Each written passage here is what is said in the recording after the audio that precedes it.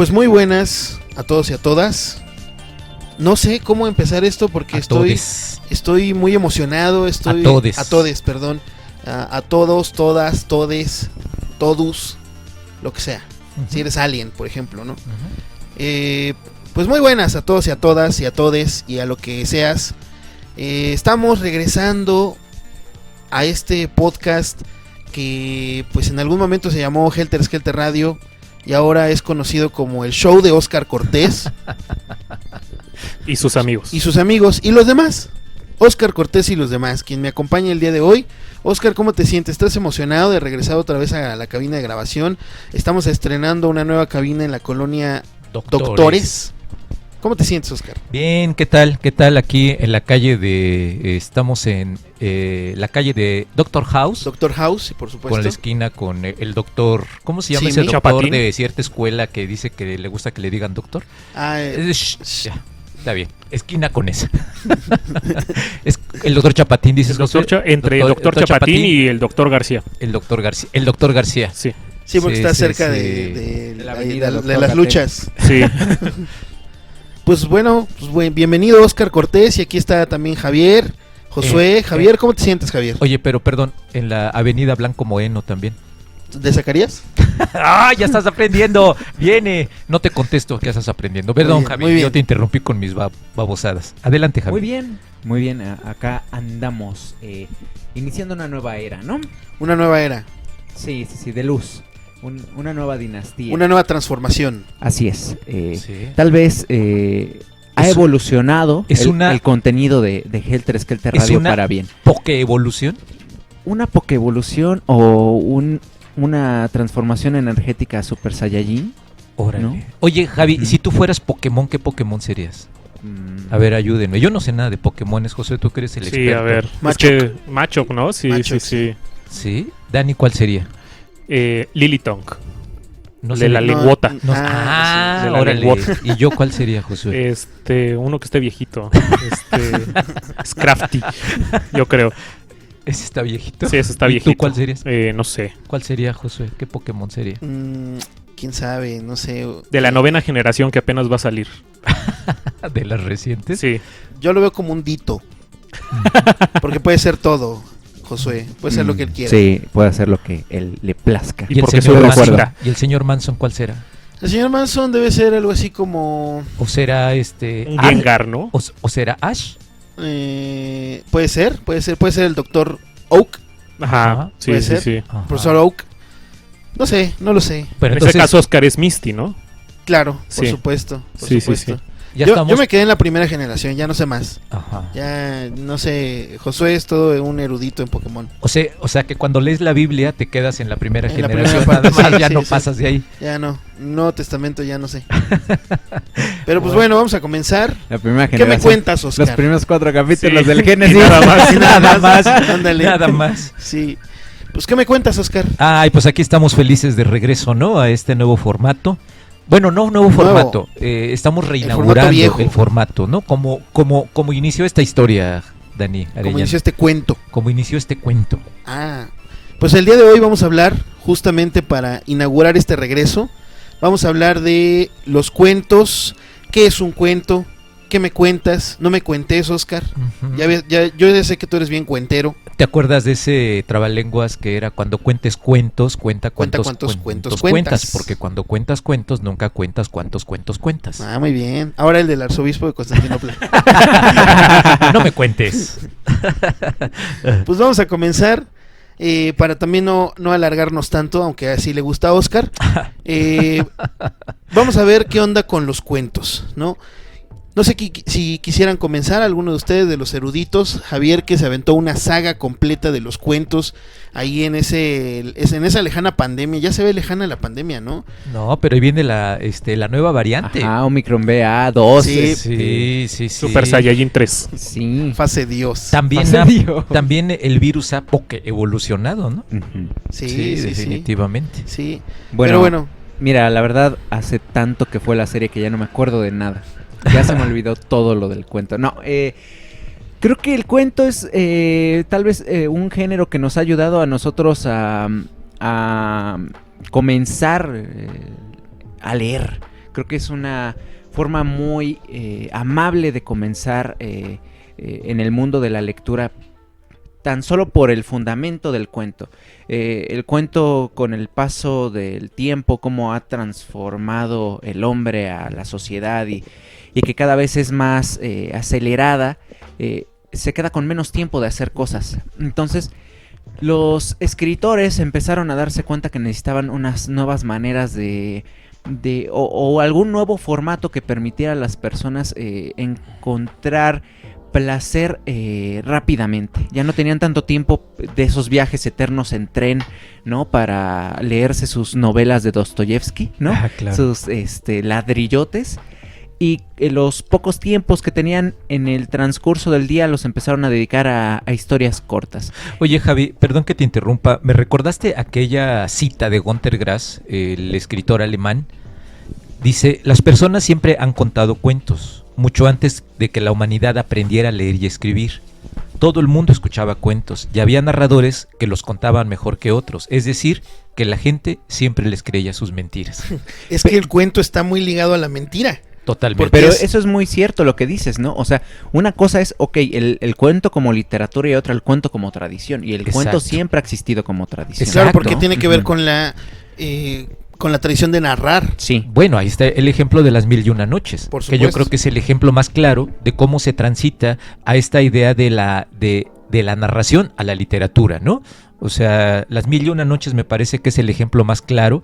Y no sé por qué, pero como que ha existido cierta fobia a Las Mil y Una Noches por su origen, ¿no? Y como no pertenece a la tradición occidental, como que se le echa a un lado. Pero me parece que sí había que regresar a Las Mil y Una Noches, ¿no? Y de cierta manera, en nuestra vida siempre hemos encontrado a una Sherezada, ¿no?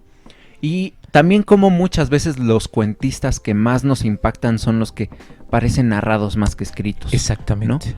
O sea, volviendo a Borges, ¿no? No sé, esa admiración que él tenía justamente por Las Mil y Una Noches y de repente el hacer mito de su escritura. Y esa escritura cada vez se siente como más contada, como más pulida de generación a generación, y claro que impacta más, ¿no? Incluso son memorables más los cuentos así. O sea, y nada más dejo ahí esta pregunta como un acto de provocación, pero ¿no será que todas las mañaneras son una especie de Mil y Una Noches? ¿No será acaso que Andrés Manuel es una reencarnación de Sherezada de cuarta generación muy chafa? Y que todas las mañanas hay gente que se levanta para escuchar. Exactamente, lo que tiene que decir. Exactamente. No sé, ahí lo dejo nada más como en el imaginario social. Muy bien. ¿Te quedaste pensando, Javi? Es que me quedé pensando que casi todas las cosas que conocemos del poder dependen del cuento. Totalmente. O sea, casi no hay evidencias. Porque depende de la mentira. Uh-huh. Y la mentira está ligada al cuento. Sí, o del rumor, o del chisme, o de la falta de secrecía. Además, la palabra es poder. O sea, aquel que domina la palabra tiene poder, ¿no? Uh-huh. Sí. En una definición muy, pues muy de... Foucaultiana. Gracias. De acuerdo. Me arrancó la palabra, Josué. Fíjate, ahí está el ejemplo de cómo la palabra es poder. Sí. Y cómo muy se transforma Josué. Sí. Entonces, sí le quedaba. Sí. Claro, sí. Sí, es dito.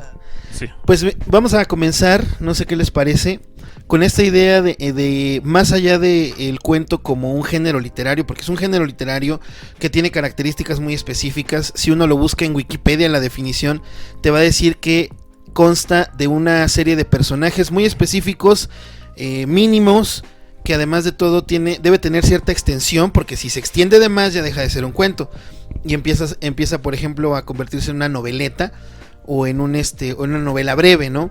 Entonces, más allá de estas definiciones técnicas, el cuento en la cultura. ¿Por qué algunas personas, sobre todo las más grandes, porque yo creo que ya no es una palabra que se utilice tanto, utilizan el término cuento como sinónimo de chiste? ¿Por qué será de esa manera? Que por cierto, esto lo dice José Emilio Pacheco en una de sus conferencias, que justamente tiene que ver con la idea de narrar, ¿no? Porque los chistes muchas veces vienen rescatados de las anécdotas, y entonces la verdad es que hay una línea muy delgada que los divide. ¿Qué dices, Oscar? No, sobre todo porque son cultura popular y sobre todo se incorporan al anonimato.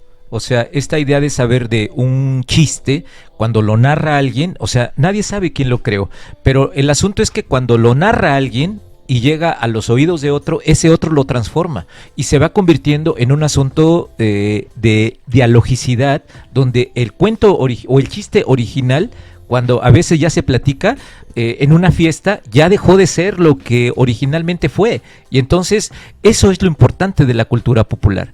Ahora, este asunto de cómo se encuentra la sinonimia entre el chiste y el cuento, es que exactamente así se originó.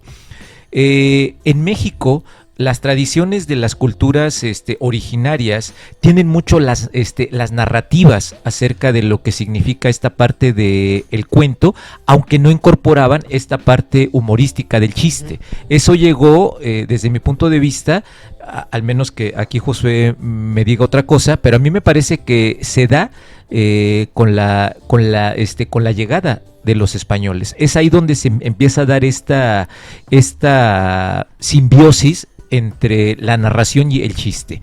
Ahora, para contar un chiste, sí se necesita cierta pericia, claro, ¿no? Ciertas características, que era lo que tú decías, Javi. O sea, es muy parecido, o sea, ¿qué separa el chiste de una minificción? Exactamente. ¿No? A eso ibas, me imagino. Sí, y precisamente, ¿no? Es decir, y como lo pueden checar en el primer episodio que hace Javier de su serie de cuento, nosotros ya estamos bastante acostumbrados al cuento después de Poe. O sea, para nosotros, digamos, Edgar Allan Poe va a ser como el que va a medir el electrón. Es decir, lo va a fijar, va a decir dónde está ese electrón, ¿no? Por antes el cuento está en todos lados. El cuento estaba esparcido, no sabíamos dónde estaba hasta que Poe logró medirlo y cuánticamente lo definió. Entonces, pues a partir de ahí, bueno, ya tenemos un Kafka, ya tenemos un Chekhov, que nosotros ya tenemos toda esa tradición del cuento y ya entendemos cuento bajo esa perspectiva. Y por eso ahorita quizá no tengamos tan en cuenta, o más bien nos parezca raro que a un chiste le llamen un cuento, a una fábula le llamen un cuento, a un texto mitológico le llamen un cuento, pero hay que tener en cuenta que al final todos son cuentos. O sea, sí, no es que haya una diferencia genérica en términos de género literario, sino que son un tipo de cuento, porque el cuento ha existido siempre. O sea, el cuento ha estado, y sobre todo en términos de oralidad, ha estado más presente en la historia del ser humano. Pero insisto, es hasta Poe que ya dijimos, ok, va a ser un género literario con estas características, ¿no? Y entonces es que surge y que entonces necesitamos, ay güey, entonces ¿qué hago con estos relatos, estas narraciones fantásticas que buscan un fin didáctico y dar una lección? Ah, pues llámale fábulas. Y ahora entonces ¿qué hago con estas narraciones en las cuales pues tiene que terminar con algo gracioso? No, pues llámale chiste. Es que estas historias nos hablan de cuestiones de los dioses. Llámales relatos mitológicos. Pero al final todos son cuentos, ¿no? Y qué es lo interesante, ¿no? Porque aparte de todo hay que hablar no solamente de cómo el cuento es diferente después de Poe, sino que también hay que tener en cuenta del trabajo de los etnólogos de los hermanos Grimm, por ejemplo, ¿no? Claro. O sea, los hermanos Grimm también van a ser importantísimos precisamente por eso, ¿no? Y como bien lo comentaban, o sea, no es lo mismo un cuento oral que un cuento escrito. Y entonces cuando los hermanos Grimm pasan a escrito lo oral, lo fijan, ¿no? Y hacen una versión. Es como si atraparas una mariposa y de pronto le pones ahí el alfiler, ¿no? Y de pronto es como de, ese es el espécimen y ese es el que analizamos. Y que aparte de todo me parece bien interesante, porque lo que nos permite el que se haya fijado y el que haya este nivel de estudio que hay sobre los cuentos folclóricos es la cantidad y riqueza de ojalateros que pasan por la colonia Doctores. Así es, sí, ¿no? Claro, me impresiona. Claro. No, la cantidad de análisis que se pueden hacer, ¿no? Es decir, obviamente nos habla, por ejemplo, el caso de Caperucita Roja, nos habla obviamente de cómo eran las costumbres, qué cambios se les hizo, y de pronto contrastar versiones uno se da cuenta de, ok, quizá esto lo cambiaron porque para este momento ya no era moralmente correcto. Es que ya no era ético. Yo diría tres cosas ahí con lo que estás diciendo, y yo sé que te vas a reír con lo que voy a decir, porque voy a utilizar la palabra contexto. O sea, tiene que cambiar con los contextos. O sea, cuando las narraciones orales de Caperucita Roja se contaban originalmente, es que estás diciendo algo muy importante. uno diría, son originales de los hermanos Grimm. No, fue lo que ellos escucharon de las tradiciones. Exactamente. Y tenían la intención moralizante. Exactamente, de moralizar al pueblo, a los niños. Sí. Y que aparte de todo, o sea, y que es mi punto, ¿no? O sea, sobre todo con estos ya cuentos folclóricos, insisto, la cantidad de análisis, ¿no? O sea, claro, se le puede hacer el análisis etnográfico, se puede decir cómo eran las tradiciones, cómo vestían las personas, pero de pronto llega un Levi-Strauss y te dice, es que su caperucita es roja porque representa la menstruación. Entonces claro, Caperucita está representando el cambio de la niña a la joven, ¿no? Y de pronto te vienen los análisis psicológicos y análisis que le hace Bruno Bellheim cuando hace el estudio psicoanalítico de lo que significa. O sea, claro, o sea, es que lo interesante es que el cuento, si lo pusiéramos aquí en medio, le puedes llegar por todos los lados que quieras, ¿no? Un segundo elemento que quiero traer a cuenta aquí, fíjate, traer a cuenta, es esta idea de qué pasaba por el cerebro de Poe, ¿no? Cuando él empieza a desarrollar esta idea. Los que han estudiado la personalidad de Poe dicen que algo pasaba en ese cerebro tan característico, lleno de alcohol, ¿no? Que era lo que había allí, que esto que él imaginaba precisamente era exactamente lo que él escribía. O sea, no había una gran diferencia entre lo que pensaba y lo que él escribía, ¿no?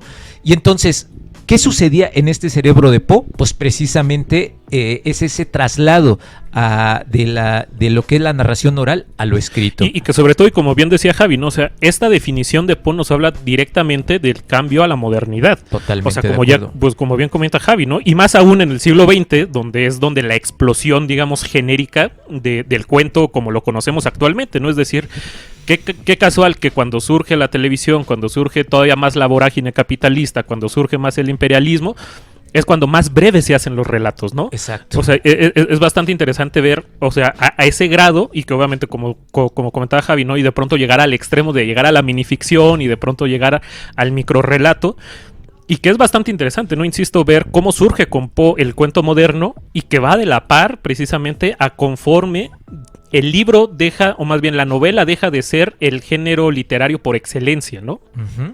Y que si revisamos en la trayectoria de lo que estás diciendo, yo creo que todavía no alcanzamos a apreciar la manera en cómo Roberto Bolaño transformó también el cuento en su momento. Creo que todavía no hemos llegado a escuchar los ecos de lo que hizo Roberto Bolaño con los cuentos, ¿no? Porque de que le metió la mano y los transformó los cuentos. Y la novela.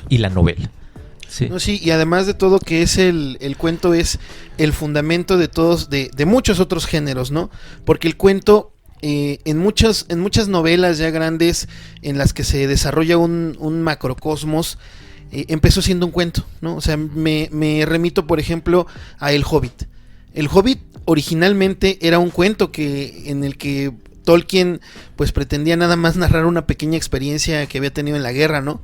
Y le gustó tanto a su familia que le pidieron que siguiera escribiendo. Entonces, ¿cómo es esa pequeña base? Ya hablamos de Fahrenheit alguna vez, ¿no? O el caso de Alicia en el País de las Maravillas. También empezó como un cuento, exactamente. Es la narración que hace Lewis Carroll a la niña y le dice, oye, sígueme narrando historias. Quiero saber más, ¿no? Y es la metahistoria, ¿no? Ajá. Y crea toda esta maravilla que es Alicia en el País de las Maravillas, ¿no? Sí, ¿no? Y además de todo, también el cuento tiene esa facultad de que si lo trasladas, por ejemplo, a una obra de teatro, queda bien.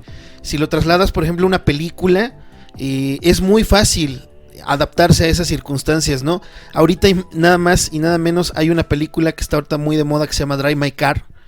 Sí. Dura 3 horas esa película y está basada en un cuento de Haruki Murakami que tanto te encanta, Oscar, que es de 2 páginas, ¿no? O sea, yo no le he visto la película, no tengo nada de ganas de verla, la verdad, pero uno se pregunta cómo es que 2 páginas de un cuento puede dar para 3 horas de película. Pero es que así se inició, el origen del cuento así es. O sea, y eso lo dice Fernando Sabater cuando él habla de que en las cavernas, cuando el hombre primitivo se reúne en la noche y alguien comienza a hacer la narración de lo que hizo y basta con que le incorpore su fantasía, claro, para ya transformarlo y hacerlo un cuento, ¿no? Es que es precisamente, ¿no? Yo creo que lo que marca precisamente el origen del cuento como lo tenemos concebido actualmente es la narración. O sea, tiene que haber un acto narrativo y que, insisto, o sea, quizá obviamente sí en términos de formato y en términos de escritura pues sí cambia mucho, pero digamos,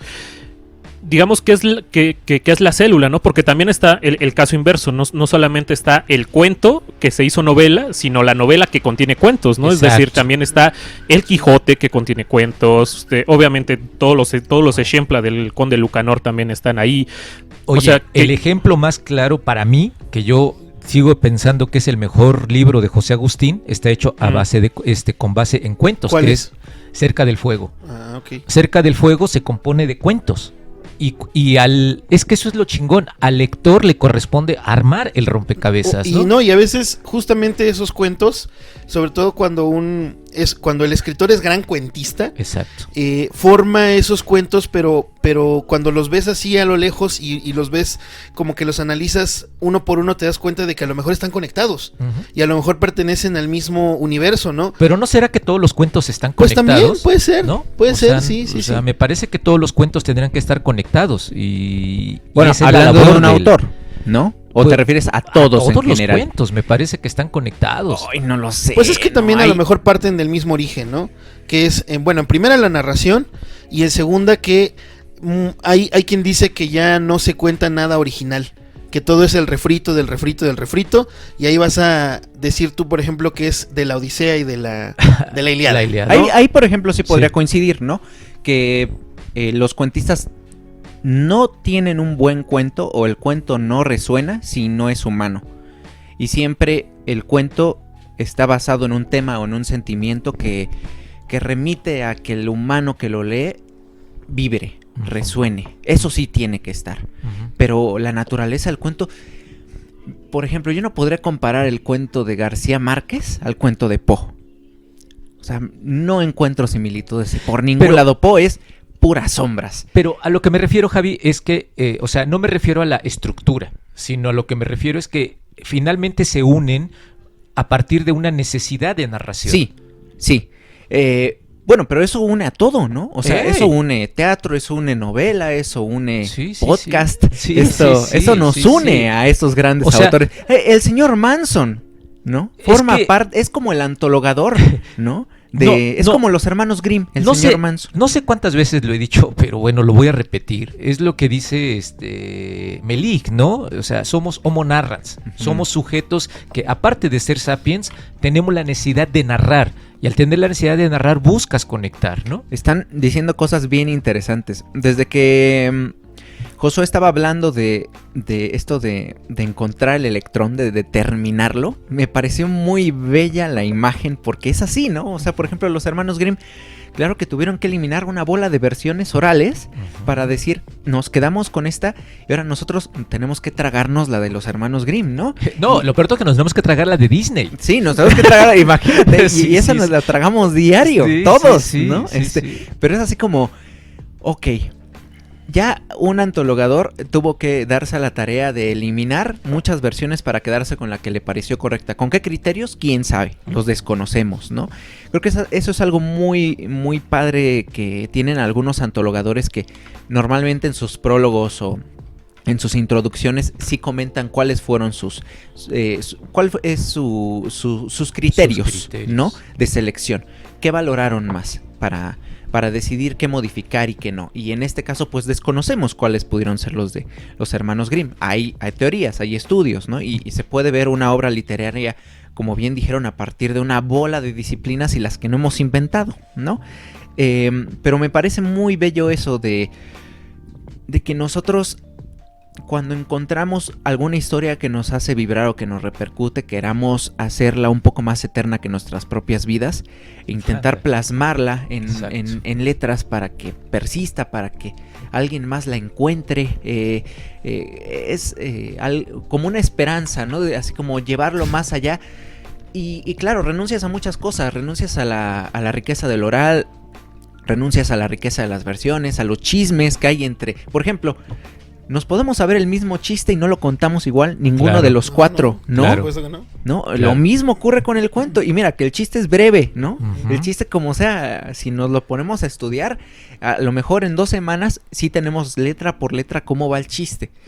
pero nadie lo va a contar exactamente igual. Pero lo estás hablando también desde el terreno del que elabora en su cerebro y otra cosa es cómo le llega al otro, ¿no? Esa es otra cosa. Sí. No, y es que además, una cosa es cómo lo escriben y otra cosa es que las palabras que están aquí a ti te vibren. Exacto. ¿No? Que digas, esto sí lo digo o esto no lo digo. ¿Cómo sustituyo esta palabra que nunca utilizo? ¿No? Y cada vez lo vas apropiando. Es que llegas con tus referentes, ¿no? Es que esa es la parte con la que estoy peleando últimamente, ¿no? Esa parte de pensar que por el simple hecho de haber ido a la universidad eres superior a otro para poder entender la realidad.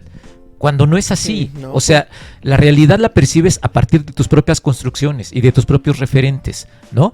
Y entonces, esa idea también de que se dice, es que te falta barrio, ¿no? O sea, pareciera ser que entonces necesitas... Que tendrá que ser de a huevo. Ajá, para poder entender ciertas cosas, ¿no? Cuando finalmente tiene los referentes. Con esto que acabas de decir, Javi, pienso en Rulfo, del cual hemos hablado aquí cantidad de veces. Uno pudiera pensar que Rulfo planteó allí, y esa es su genialidad, que son ideas originales de él. Él siempre dijo, son historias que yo escuché. Ajá, exactamente. ¿No? Y que justamente uno se identifica con esos cuentos porque le pudieron haber pasado a uno. O sea, esos señores que se sientan en una cantina a tomar cerveza caliente, están en esos pueblos que retrata Rulfo, pero pueden estar en cualquier parte, incluso hasta de Latinoamérica. Sí, y hasta te dan ganas de conocer Lubina, ¿no? Exacto. Y te dan ganas de conocer O más bien, ya sabes cuál es Lubina. ¿Cuál es Lubina? O sea, tú ya estuviste en Lubina. Exacto. Y cada vez que yo voy a ciertos lugares que tú conoces, Josué, yo digo, esto es Comala, carajo, ajá, ¿no? Sí. Y dices, esto ya alguien me lo narró, ¿no? Y ya lo vi. Entonces se convierte en algo fundamental. En la tierra de mi madre se dice que en un tiempo sí llegaban estos sujetos que andaban de pueblo en pueblo haciendo narraciones orales y que entonces se paraban en el pueblo y la gente ya sabía que iban a llegar y vivían de lo que la gente les daba para poder hacer las narraciones orales. Pero lo interesante, la historia no se contaba igual en cada pueblo, ¿no? Claro. Sino iba haciendo la adaptación. ¿Y qué es lo que sucede? Lo mismo que hacen en la actualidad los que hacen las narraciones orales. Depende de cómo reaccione el público para saber qué le pones funciona, y qué le quitas. ¿No? Sí, claro, lo mismo que hacen en stand-up. Exactamente. ¿No? En stand-up. Lánzalo, tú sabes más de eso. Yo no. Tú que eres un stand-upero. Sí. Bueno, conozco que vas allá a los bares de la Roma. Ándale. Conozco un par. Ajá. No, sí, claro, porque justamente el stand-up tiene su chiste, ¿no? Yo personalmente no conecto mucho, pero sí entiendo que ese humor característico del mexicano no aplica, por ejemplo, en Estados Unidos y a la inversa, ¿no? O sea, aquí en México han venido grandes estandoperos y no los pelan, porque en primer lugar, bueno, están en inglés, ¿no? Y en segundo, de pronto el humor gringo no es como tan local como en el mexicano, ¿no? Y justamente el triunfo, el gran triunfo del stand-up mexicano, porque ahorita es todo un fenómeno, es justamente hacer las narraciones de lo cotidiano, de tal manera en que la gente se siente identificada. O sea, un estandopero ve a alguien del público y le dice, tu mujer te engaña por esto, otro aquello, ¿no? Y entonces da risa porque de una u otra forma se siente el resto identificado, ¿no? Entonces, pero eso es parte de la narración. Pero eso que estás diciendo, Dani, si nos vamos más atrás, eso lo hacían los carperos. Sí, o sea, los carperos a inicios del siglo XX y finales del siglo XIX, esto es lo que hacían. O sea, pararse y hacer narraciones y dependiendo de lo que veían el público iban armando su argumentación. Eso hacía Palillo, así inició Cantinflas. Incluso un gran cuentero desde mi punto de vista fue Chava Flores. Sí, por supuesto. Claro, sí. No, la canción, la poesía incluso. Sí, claro. Era precisamente el punto, ¿no? De que o sea, si vamos a esta construcción o reconstrucción de cuentos que se hace novela, la Ilíada es el primer cuento al final, ¿no? O sea, al final, porque aparte no está, digamos, sí está estructurada en términos de un hilo narrativo que se compone en los 12 cantos, pero si vamos, o sea, si nos vamos deteniendo, cada uno son estas historias, ¿no? O sea, de pronto está el cuento de la manzana. Ajá. Y cómo se pelean las diosas por la manzana, y de pronto te cuento la historia de cómo se pelearon Aquiles con tal, y de pronto te cuento, y que son simplemente minicuentos que se unen para formar toda la novela. Y que ese es mi punto, ¿no? Que también quizá en estos momentos estamos todavía más acostumbrados a una variación genérica en el sentido de no, está en verso, eso no puede ser cuento. Claro. No, pero no, o sea, hay cuentos que están en verso, ¿no? Sí, o sea, claro. y que no solamente del siglo XX, o sea, todavía más para atrás,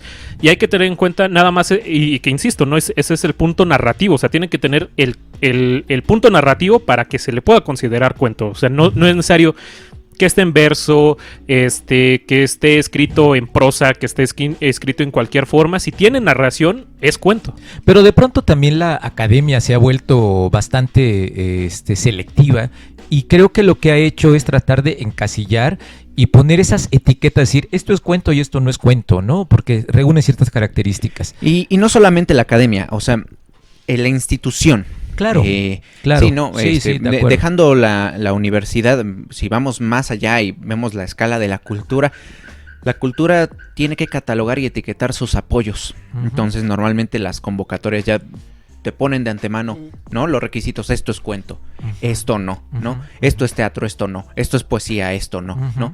Y si haces híbridos, no entras, ¿no? Exacto. Entonces es como, ¿por qué, no? Si todo se comulga, si todo se apoya. Ahorita que estaban mencionando esto de las carpas, retomo un poco lo de las carpas. Ahorita si tienen la oportunidad, está en la UNAM el carro de comedias, el Sendebar, y trata justamente de eso. Justo acaba de pasar el maratón de teatro para niños, niñas y jóvenes. Y el Sendebar es una colección de historias y cuentos cortos, y cómo van analizándolo sociológicamente, ¿no? Está buena la obra, ¿no? Pero habla como este grupo de carpistas va de pueblo en pueblo y se van adaptando en los chistes. Incluso el carro de comedias va adaptándose dependiendo de la comunidad en la que está, ¿no? Que ha estado en Tlaxcala, se adapta. En Ciudad de México se adapta. En el festival se adapta. Son comunidades muy diferentes, ¿no? Y por ejemplo, ahorita que mencionaban esto de la Ilíada y la Odisea, los primeros cuentos, claro, ¿no? ¿Qué tan diferente es, por ejemplo, esto de Harry Potter? ¿No? O sea, Harry Potter, toda la historia de Harry, ¿no? La promesa de Harry venciendo a Lord Voldemort, ¿no? Y el cuento de las reliquias de la muerte, ¿no? Dentro de la narración de Harry Potter. Es como, vamos, ¿no? Estructuralmente no hemos cambiado. Uh-huh. Nos están vendiendo la misma gata, pero revolcada. Uh-huh. Uh-huh. A ver, una pregunta. ¿Cuál es el primer cuento que recuerdas, Oscar? ¿El que te haya narrado o el que hayas leído? No, los que narraba mi abuela. Mi abuela era gran narradora de historias. A ver, la platico rápido. Creo que esta nunca la he platicado. Mi abuela decía que en su tierra había un grupo de personas que estaban tejiendo sombrero.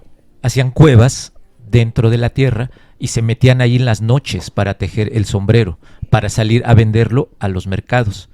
Y entonces mi abuela platica que estando una vez metidas ahí tejiendo el sombrero con palma, de pronto salieron ya de madrugada y su prima vio a una persona que estaba en un pretil. Por eso les digo que esas palabras, cuando yo las leí en los cuentos de Rulfo, había cosas que yo ya conocía, ¿no? Entonces dice que vio un pretil y luego a lo lejos vio a una persona que venía caminando y que entre más se acercaba se hacía gigante. Y entonces mi abuela le decía, pero yo no veo nada. Y él decía, mira cómo se va haciendo cada vez más grande, ¿no? Y de pronto lo vio alejarse y dice, ¿ya viste cómo conforme se va alejando el gigante se va haciendo más chico? Al siguiente día su prima muere, ¿no? Y dice, es que lo que sucedió es que lo que vio fue la muerte, ¿no? Ese fue uno de los primeros cuentos que me platicó mi abuela. Esto que acabas de contar, o sea, es en Alemania alguna vez a Miguel Ende le llegó una carta de un tipo que le dijo, mira, es que a mí me pasó esto, te lo mando porque a lo mejor lo puedes hacer un cuento, ¿no? Y efectivamente Miguel Ende hace un cuento de esa experiencia y es muy parecido a lo que acabas de contar.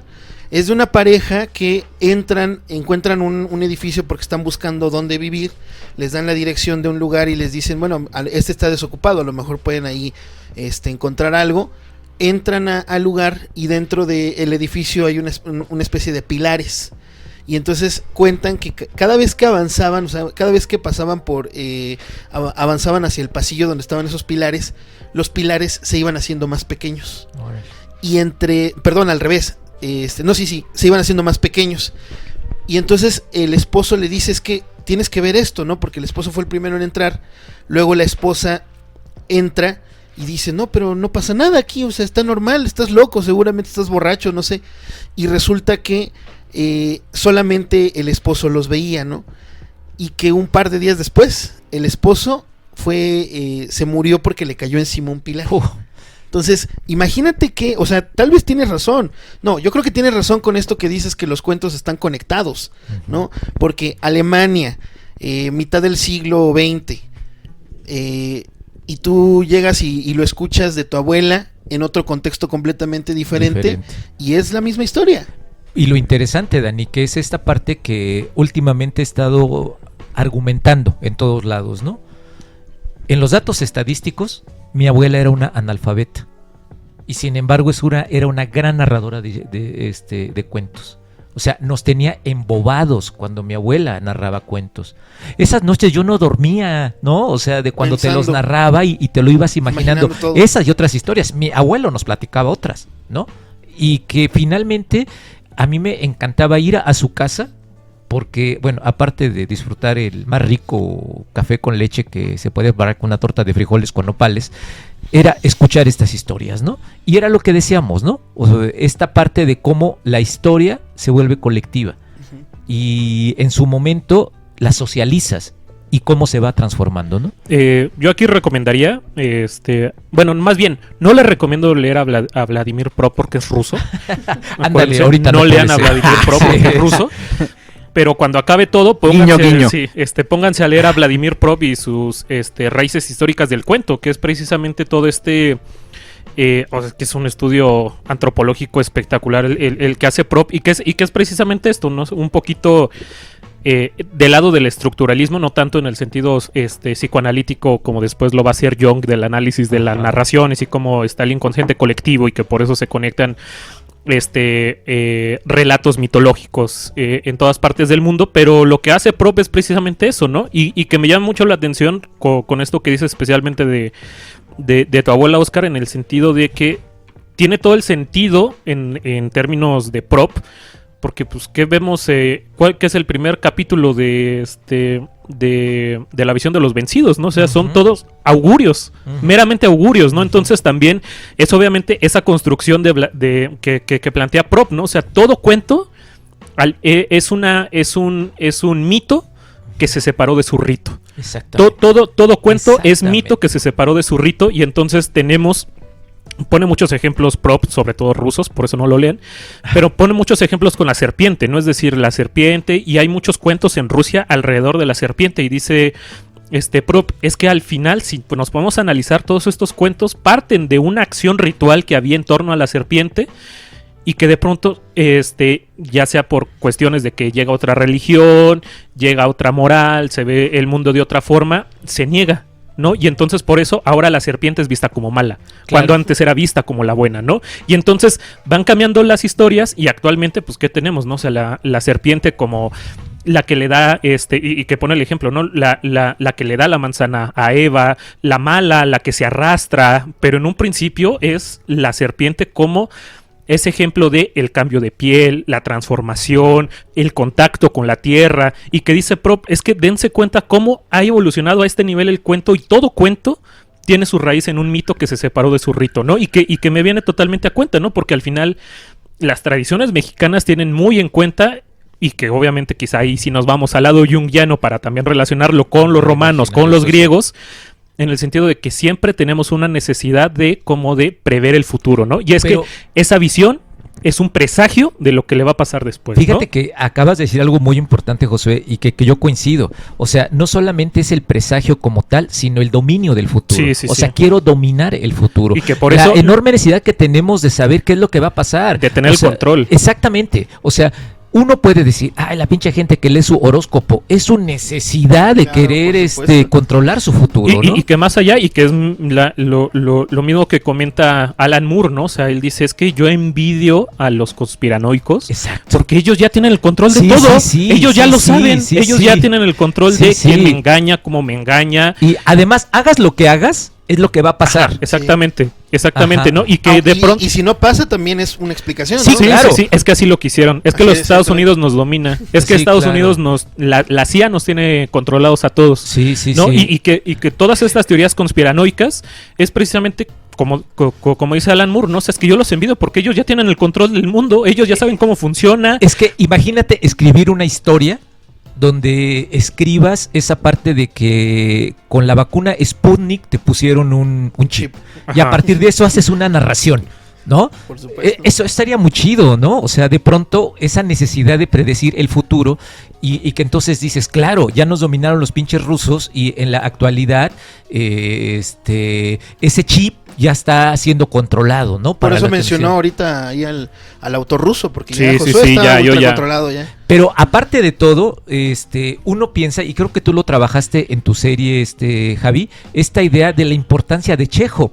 Chekhov aparece allí como algo fundamental en la... Otro ruso. Otro ruso. No lo lean. Y doctor.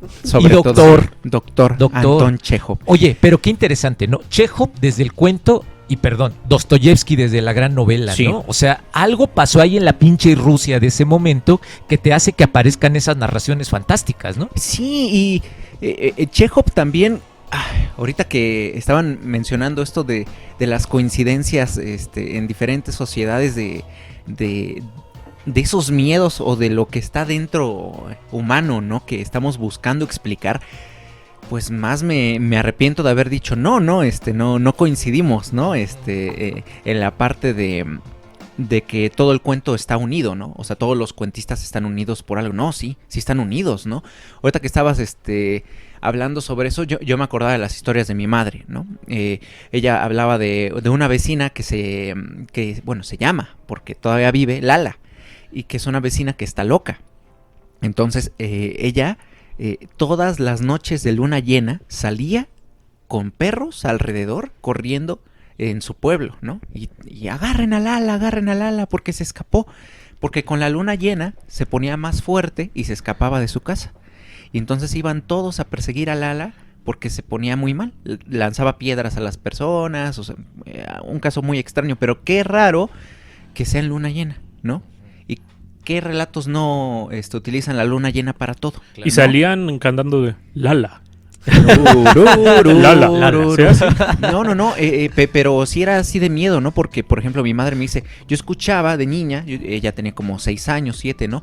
Que empezaban a gritar en la calle en las noches, ya se escapó Lala, escóndanse, ya se escapó. Y le hablaban al hermano de Lala, oye, ya se escapó tu hermana, ayúdame, vamos a encontrarla. Entre 5 o 6 hombres iban e intentaban agarrarla y se tardaban 3-4 horas intentando alcanzar a Lala y estaba perseguida por todos los perros, ¿no? Y lance piedras por todas partes, y ocurría cada luna llena, ¿no? Claro. Entonces es como, wow, ¿no? Esos cuentos, como el símbolo de la luna también, ¿no? Esa transformación, esa fuerza. Ahora ya que tienes la palabra, a ver, tú cuéntanos de los primeros cuentos que te acuerdes. ¿Te hayan contado? Justo ese, ¿no? De los que me han contado, otro que me han contado de las historias de mi madre. Cuando ella era joven, era muy común en su pueblo que las casas estuvieran llenas de bichos, ¿no? Porque pues no son de concreto como las conocemos aquí, ¿no? ¿Así le hacían? Sí, de bichos. Entonces, como eran de adobe y madera, se llenaban de muchos animales al interior, y lo que hacían todos los años o muy así como periódicamente para limpiarla, era dentro, hacían como una fogata de hierbas, unían muchas hierbas al interior, justo en medio de la casa, Y entonces sacaban a toda la familia y como esa torre de hierbas la incendiaban y el humo empezaba a sacar a los animales. Y tú veías cómo todos los animales empezaban a hacer ríos de bichos, ¿no? Y con una escoba todos mate animales, ¿no? Y era como muy común que de repente se hacía la limpia, ¿no? Y era como muy famoso eso. Y tienen sus hierbas y en medio de sus casas, en sus terrenos, siembran exactamente lo que necesitan para hacer esa limpieza periódicamente, ¿no? Pero es como muy, muy impactante, ¿no? Saber que tú duermes y vives en medio de eso, ¿no? Eso lo hubiera narrado muy chingón Horacio Quiroga. Sí, claro, ¿no? Sí, o Rulfo. O Rulfo. ¿No? Sí. Igual en la forma de confesión, que a él tanto le encanta, ¿no? Es una manera fascinante de escribir cuento, la confesión. Eso de los que recuerdo. De los que a mí me impactan, El almohadón de plumas, de Horacio Quiroga. También Los dos reyes y los dos laberintos de... Oye, pero es que el impacto, no sé si les pasó. Cuando uno lee El almohadón de pluma de Quiroga, esa noche no duermes. No, claro quieres que una almohada. No quieres una almohada, ¿no? Claro. No quieres nada. Sí, claro. Es que, Javi, estás diciendo cosas bien interesantes. O sea, la necesidad que tenemos los seres humanos de cómo el cuento te transforma como sujeto. O sea, y queda muy lejos de eso que tú decías, Josué, de la famosa moralidad con la que se va creando. Simplemente cuando un cuento te impacta, te transforma. Pero esa es la necesidad de los niños. Es algo muy curioso, porque yo siento que el cuento es lo menos racional que existe. Claro. ¿No? Pero es lo que más nos impacta. Exacto. Qué raro, ¿no? Sí, además el cuento responde a un proceso psicoanalítico. Claro. En esa necesidad del hombre de contarlo, o sea, de decirlo, porque a lo mejor lo tiene guardado y a lo mejor necesita de alguna forma pasarlo por un filtro, y entonces agarras a tus nietos, ¿no? Así como a ustedes les pasó. A ver, te voy a contar una historia. Y uno se pregunta, ¿pero por qué, no? ¿Qué hice o qué? Y entonces ya hace esa narración y a lo mejor el sujeto también cambia, ¿no? Por esa necesidad de sacarlo, esa necesidad de pues pasarlo por ese proceso psicoanalítico, ¿no? Y aquí viene lo interesante, porque si nosotros analizamos los simbolismos de esas narraciones, podemos encontrar ahí traumas, podemos encontrar ahí a lo mejor algunas filias, ¿no? Ocultas, etcétera. Y eso también le da una cualidad al cuento, ¿no? Sí, claro, y además, antes de que le preguntes a Josué, porque sé que le vas a preguntar a Josué, esto que ya decía Javier y que creo que había que ligarlo. O sea, cuando uno escucha, por ejemplo, las canciones que te platican una historia, o sea, son cosas que te transforman también. Exacto, ¿no? Y si te gusta la historia, te la quedas. Te la quedas. No sé. No por nada hay gente que dice, mi rola. Ajá. O ¿por qué existen los corridos? Claro. Bueno, ya habíamos hablado de cómo se originan los corridos, ¿no? Sí. Pero pues, te tienes que acordar de Máquina 501, ¿no? Claro. ¿no? O yo sé que esto que voy a decir a Dani le va a impactar, ¿no? Ya lo platicamos en el programa de Serrat, ¿no? Cuando Serrat escribe de Cartón Piedra y que es la gran historia de este hombre que se enamora de un maniquí y que de pronto él descubre que hay un güey que hizo lo mismo y que lo quiere conocer, le dice, no, o sea, yo ni sé ni quién eres, ¿no? Y que bueno, finalmente encuentras las conexiones de las historias, ¿no? Un poquito retomando que me preguntabas de Chekhov hace rato, ¿no? Chekhov yo creo que hacía mucho eso.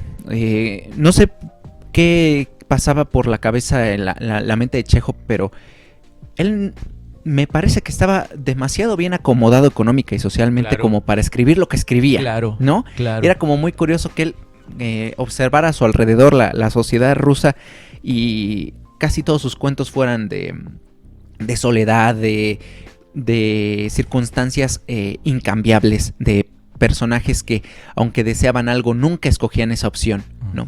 Pero más que nada por el miedo social. Casi siempre es como, bueno, yo nací así, ¿no? Se espera esto de mí, yo quiero esto otro, pero no, por sociedad renuncio a mi querer. Y esa como línea sentimental y emocional de los personajes hacia su, pues qué decir, su tragedia, es lo que nos mueve a nosotros. Claro. Los personajes de Chekhov son conocidos por eso, por ser se le critica mucho a Chekhov, tanto en teatro como en cuento, de hacer personajes que no hacen nada. Eso es lo que se dice, ¿no? No hacen nada. Quieren hacer cosas, pero nunca las hacen. Y entonces como, ok, pero no es que no ocurra nada. O sea, si a lo mejor en acción o en hechos no ocurre, no significa que sentimentalmente esté quebrándose constantemente su deseo, su anhelo, su esperanza. Basta recordar La Dama del Perrito. La Dama del Perrito, ¿no? Qué cuentazo de Chekhov, ¿no? Sí. Y de repente, parece ser que no pasa nada. Parece que no pasa nada y al final no pasa nada. Tú lo ves al final y todo mundo tiene su vida justo como la empezó, ¿no? Exactamente. Pero ¿qué pasó con los protagonistas? Pues se quieren morir. Sí, exactamente. ¿No? Se quieren morir. No pudieron concretar lo que deseaban. Regresan a sus vidas cotidianas y son los más infelices de la tierra. Exacto. Y uno los lee y dice, no manches, qué parecido es con mi vida. Entonces, eso tiene Chekhov, ¿no? Exactamente. O sea, como es como esa crítica al miedo de cambiar las circunstancias a pesar de que no lo deseas, pero hay una presión social, familiar, de grupos de lo que quieras y mandes, ¿no? Hay una expectativa de ti y por esa expectativa tú no cambias. Entonces está muy bueno que se vaya por ese sentido. Hay otros que también, otros cuentos que manejan la tragedia, que manejan la pobreza y son circunstancias que el protagonista no puede cambiar por cuestiones económicas, ¿no? Pero, más que nada, pero sigue siendo eso, ¿no? Antes de que, híjole, es que están tantas cosas, están diciendo cosas importantes, antes que le preguntes a Josué, decía yo, es que es esta parte de cómo un cuentista lee a otro y esto lo transforma. Yo no sé si sea así, Josué, ahí déjame soltar esta hipótesis. Yo no sé si Faulkner leyó a Chekhov, pero de que lo transformó. O sea, es esta idea de que, por ejemplo, Roberto Bolaño, ¿por qué decide cambiar el cuento? Porque lee a Cortázar, ¿no? Y dice, yo quiero cambiar esta forma de que tenía Cortázar de escribir y lo transforma, ¿no? Pero yo suelto esa hipótesis de yo no sé si Faulkner leyó a Chekhov.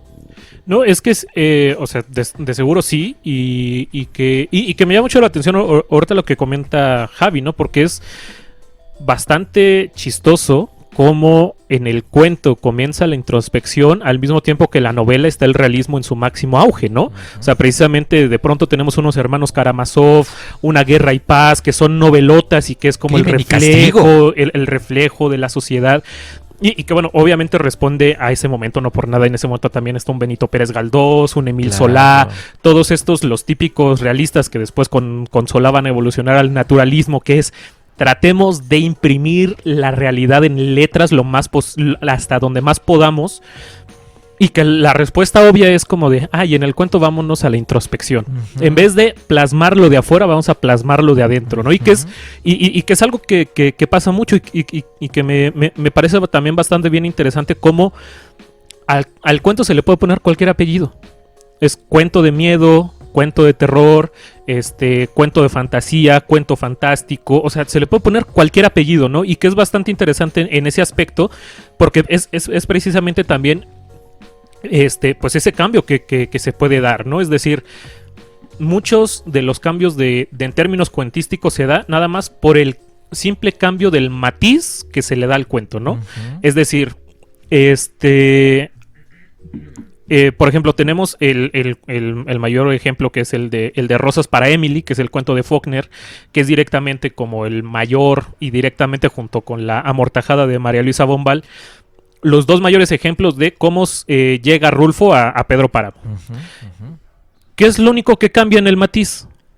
Digamos, ese toque que yo no llegaría a llamar realismo mágico, pero sí ese grado de fantasía que está en Rulfo que no está en Faulkner. Uh-huh. En Faulkner sí es todavía algo más realista, un poco más de la anécdota, y lo único que hace que hace Rulfo es, mira, me gusta esta idea de la mujer a la cual no se puede conquistar, que el hombre, por más poder que tenga, no va a poder conquistar a la mujer que él ama. Me gusta esa teoría, pero pues ahora te lo voy a poner en un pueblo de fantasmas. Y ya cambió. Es el simple cambio de matiz cambia por completo el cuento, ¿no?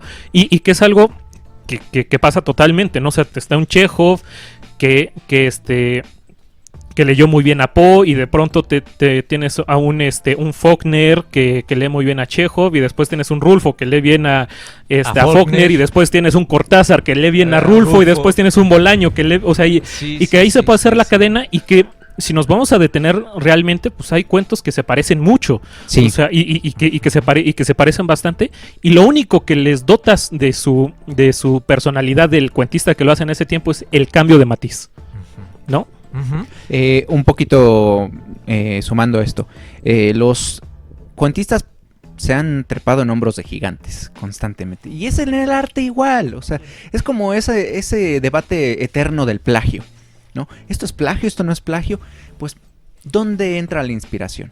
¿No? Ya no puedo leer ningún referente, ya me tengo que ir a la montaña y yo pensar mis propias conclusiones y repetir, ¿no? Porque vamos a llegar a repeticiones al final, todo ya se dijo. Lo peor de todo es que eso que estás diciendo, Javi, es una promoción del pinche capitalismo que te enseña la propiedad privada, ¿no? Exacto. Y ya me apropié de estos acordes, ya me apropié de esta palabra, y ya me apropié de esta marca, ¿no? Exacto. Cuando tú puedes hacer algo mucho mejor por la inspiración que te provoca. O peor.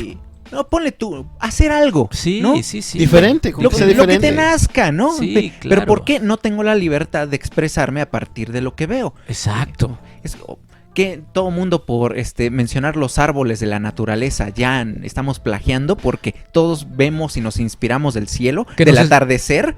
Que nos escuche la Fundación Rulfo, por favor. Sí, no, y que me llama mucho la atención porque es algo que dice Marta Lilia cuando estamos leyendo, que es mi profesora de Las Soledades de Góngora, estamos leyendo Las Soledades, y de pronto en un momento Góngora hace alusión al gallo y le dice que tiene que parece musulmán porque tiene un turbante, ¿no? Y que le cuelga el turbante y que por eso es un gallo. Y de pronto dice, es que hay un crítico que dice, no, es que tuvo que leer a tal escritor griego y entonces tomó tal inspiración de ahí, lo está retomando para imprimirlo en la cultura griega, y dice, y dice Marta Lilia, no mames, o sea, en esa época salías, veías el gallo y ya dices, es como un musulmán con un turbante.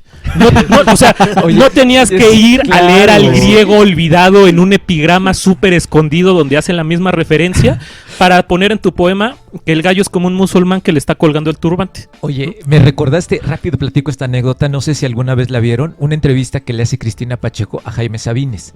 Está entrevistando Cristina a Jaime Sabines, como ustedes saben, Jaime Sabines vendía telas, y de pronto le dice Cristina, oye Jaime, pero cuando llegabas y abrías la cortina, había un acto poético ahí y que de pronto agarrabas las telas y te ponías a vender, y Jaime se le queda viendo a Cristina y le dice, oye, yo solamente llegué y abrí la cortina y punto, ¿no? O sea, no pensé nada de eso. Quería vender las telas. Y que me recuerda también a ese pasaje de Juan de Mairena, de Machado, que me encanta también, incluso piensa igual como minificción a veces, que dice, señor Pérez, salga usted a la pizarra y escriba los eventos consecutidinarios que acontecieron en la Rúa. El alumno escribe lo que se le dicta. Ahora, vaya usted poniendo eso en lenguaje poético. El alumno, después de meditar, escribe lo que pasa en la calle. Mairena no está tan mal. Excelente. Miren, nada más voy a retomar a Chekhov, lo que él decía de los cuentos, ¿no? Cómo escribir cuento. Chekhov dice esto: en mi opinión, una descripción auténtica de la naturaleza debe ser muy breve y tener un efecto determinante. Lugares comunes, tales como el sol se bañaba sobre las olas del mar que se oscurecía vertiendo su oro morado, deben desecharse. Por ejemplo, puedes lograr el efecto totalizante de un claro de luna si escribes que en la poza de un molino, el puntito brillante de una estrella iluminó el cuello de una botella rota y la sombra negra y rotunda de un perro o un lobo apareció y corrió, ¿no? Él dice, uno debe concentrarse sobre los detalles agrupándolos de tal modo que al leerlos y cerrar los ojos se obtenga una imagen de lo descrito, ¿no? Es como, ok, es una buena referencia, ¿no? Sin lugares comunes, si logras cerrar los ojos y con las palabras imaginarte ese lugar, esa imagen, ya estás en el cuento, ¿no? Y por ejemplo, lo que él dice de lo psicológico. En la esfera de lo psicológico, los detalles son también la norma. Dios nos libre de los lugares comunes. Lo mejor es evitar la descripción de lo que ocurre en la mente del héroe. Eso debe quedar claro a partir de las acciones, ¿no? Y en el cuento normalmente te dicen eso, ¿no? Acción en vez de pensamiento. Y ahora para pues deprimirnos, ¿no? Esto es lo que dice Chekhov sobre sí mismo y sobre sus cuentos, ¿no? Todo lo que he escrito hasta ahora es basura. En comparación con lo que me gustaría escribir y escribir apasionadamente. Claro. Como el escritor nunca está conforme, ¿no? ¿Qué pasó? Sí, el escritor nunca está conforme. Es que es la enorme necesidad que tiene la gente de estar revisando constantemente lo que escribe, que era lo que hacía José Emilio, ¿no? Sí. Que era lo que decíamos el otro día con los recuerdos del Facebook, ¿no? Que claro. Dices, yo escribí esta chingadera y luego la corriges. Exacto. O sea, a mí me gusta mucho hacer eso, también, ¿no? Corregir lo que escribí alguna vez. Sí. Pero creo que le ibas a preguntar a Josué. Pero vamos a hacer una pequeña pausa en este momento. ¿Sí? Vamos a inaugurar una nueva sección que no tiene nombre. Yo ya hablé con Javier. Él se va a aventar un palomazo. O sí, ¿verdad? Sí. Solo que pues no tiene nombre esta sección, así que pues igual y proponemos un nombre, ¿no? Para esta sección. Por el momento vamos a llamarlo El Rinconcito de Javier. Me parece bien. Y vamos a hacer una pausa, vamos a escuchar a Javi y ahorita regresamos con las primeras narraciones o los primeros cuentos que escuchó el buen Josué en su vida. O leyó, tal vez a los 2 años ya leías a los 2 años, ¿no? En latín incluso. Sí, claro, sí, es verdad. Sí. Pues vamos a hacer una pausa.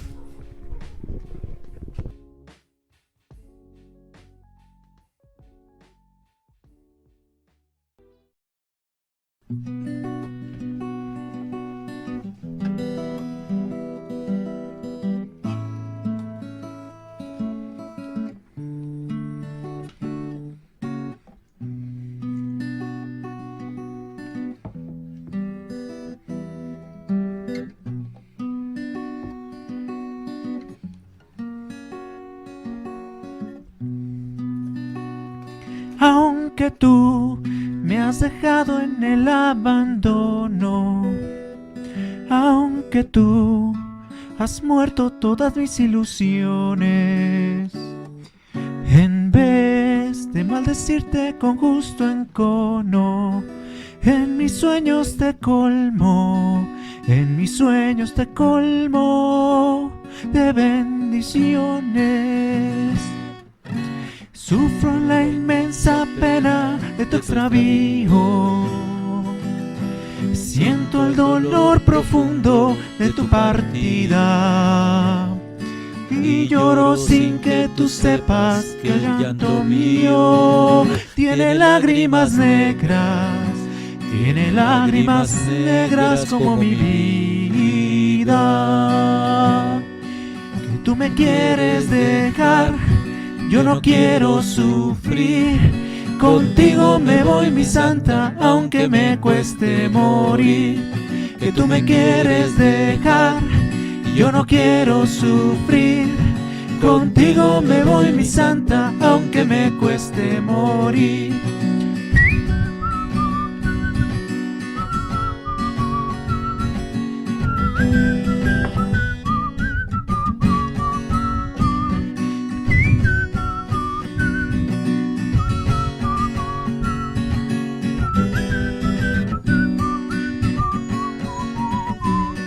Que tú me quieres dejar, yo no quiero sufrir, contigo me voy mi santa, aunque me cueste morir. Que tú me quieres dejar, yo no quiero sufrir, contigo me voy mi santa, aunque me cueste morir. Na, na, na.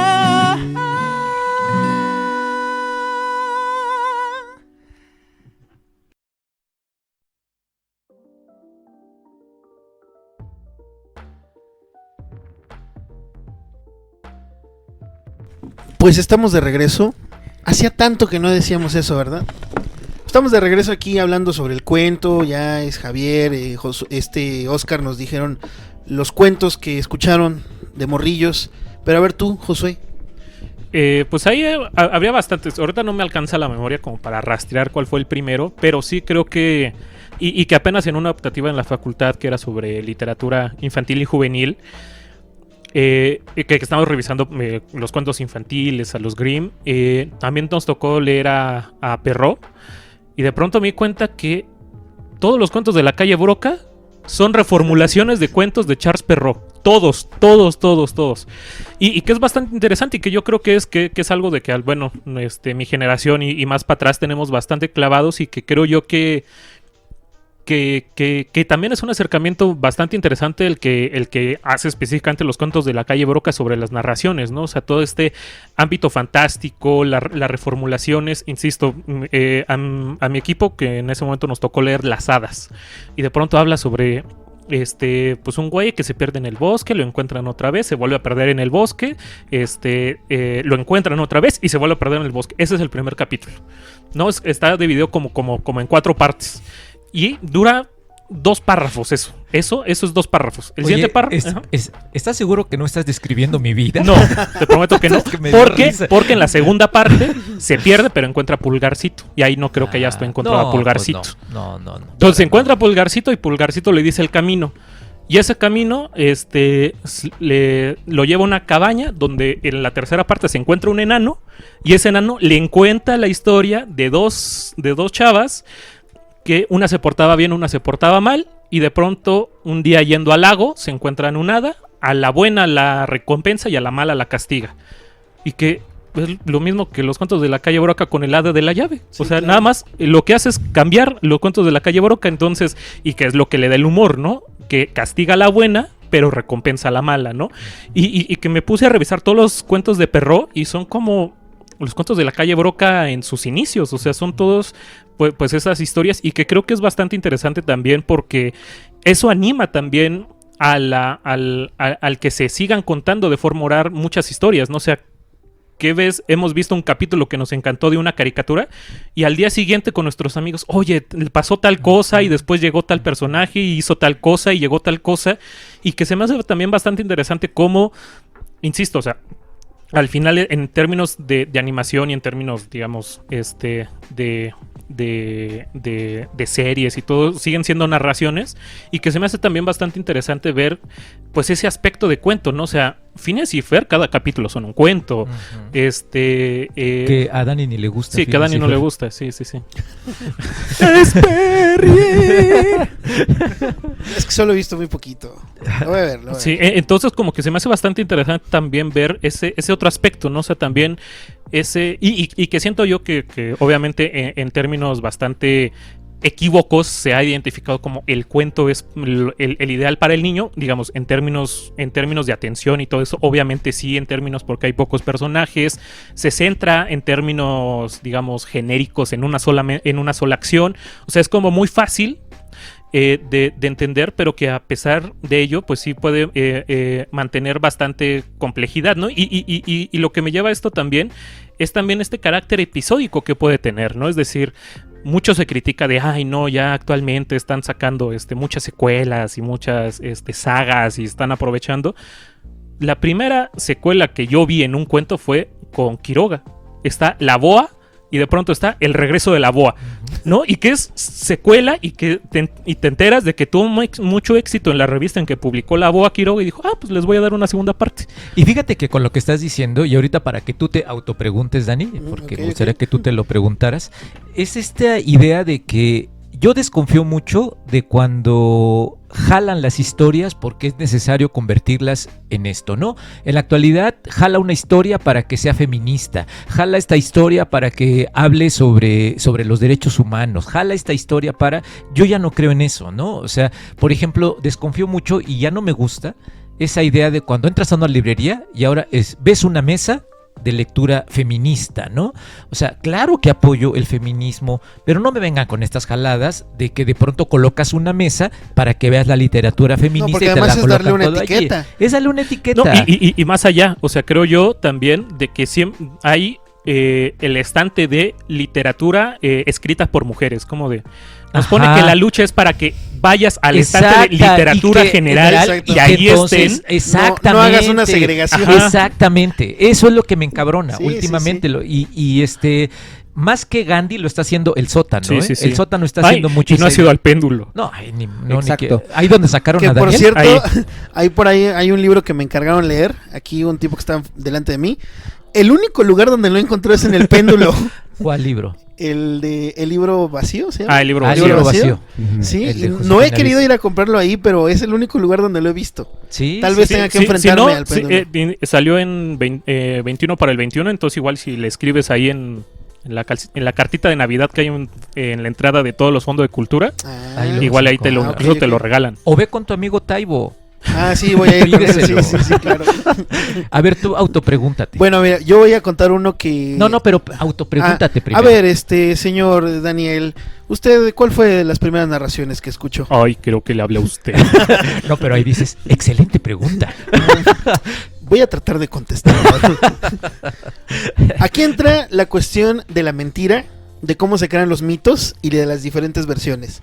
Porque resulta que mi papá una vez me contó cómo conoció a mi mamá, ¿no? Que él trabajaba en una escuela rural, él era el director, era maestro y era conserje, era una escuela muy pequeña. Entonces el día que mi mamá llega a ese mismo pueblo, ve a un tipo que está ahí macheteando las hierbas del monte y le pregunta, o sea, lo ve todo lleno de lodo, todo sudado, todo apestoso, con un sombrero todo maltrecho, y le dice, señor, ¿me puede decir dónde está el director de la escuela? Y entonces el señor, que era mi papá, le dice, sí, claro, espéreme allí tantito en la oficina, ahorita va, ¿no? Y entonces ya entra, y en ese momento mi papá dice que mi mamá le lanzó una mirada como de desprecio, así como de que este güey, ¿no? O sea, ¿qué le pasa? Porque siente que me habla con tanta naturalidad, con tanta fraternalidad, así como, ¿qué le pasa, no? Y entonces cuando entra mi mamá, lo está esperando en la oficina, llega mi papá, se quita el sombrero, se pone una camisa y ya, dígame, yo soy el director, ¿no? Y entonces mi mamá se queda así de, ay, usted era el director, ¿no? Y cuando mi mamá me cuenta esto, me dice, no es cierto, es una mentira total. O sea, yo llegué y él me dijo que él era el director, mucho gusto, etcétera. Pero él ya le agregó que yo lo desprecié, ya le agregó que yo le fui desdeñosa, que no sé qué. Y entonces entran así en conflicto de, no es cierto, sí me diste esa mirada, ¿no? Entonces aquí me encanta porque tiene que ver con la cuestión de las versiones, ¿no? Claro. ¿Quién está diciendo mentiras? Sí, claro. ¿Quién está diciendo la verdad? Realmente no lo sabemos y nunca lo vamos a saber. La vida es una mentira. Exactamente, Daniel. ¿no? Y Exacto. Porque la conciencia es una mentira. Totalmente. Sí. La forma en la que tú percibes las cosas, a lo mejor te estás engañando a ti mismo. Sí. Además, tú quieres escuchar lo que quieres escuchar. Exacto. Así de simple. Y seguramente si alguna vez alguien escucha esta historia y la traslada a un cuento, le va a agregar cosas, ¿no? Claro. A lo mejor le va a agregar que, no sé, que la persona que llega lo insulta o le regala una flor, ¿no? Y no la acepta, quién sabe, ¿no? Pero aquí está lo interesante porque voy a contar otro rápido, ¿no? Resulta que una mujer ya mayor, se tuvo que hacer cargo de un niño muy pequeño que era de sus vecinos. Y ese día ese niño se enferma, ¿no? Ese niño se enferma, la mujer pues en toda su ignorancia, en todas sus tradiciones, pues le empieza a sobar la panza, no deja, o sea, uno pensaría que lo más lógico es llevarlo al doctor, ¿no? El niño, pero no, ella le empieza a sobar la panza, le empieza a dar un tecito y no mejoraba, entonces se empieza a poner nerviosa porque las personas que se le encargaron pues eran personas muy especiales, ¿no?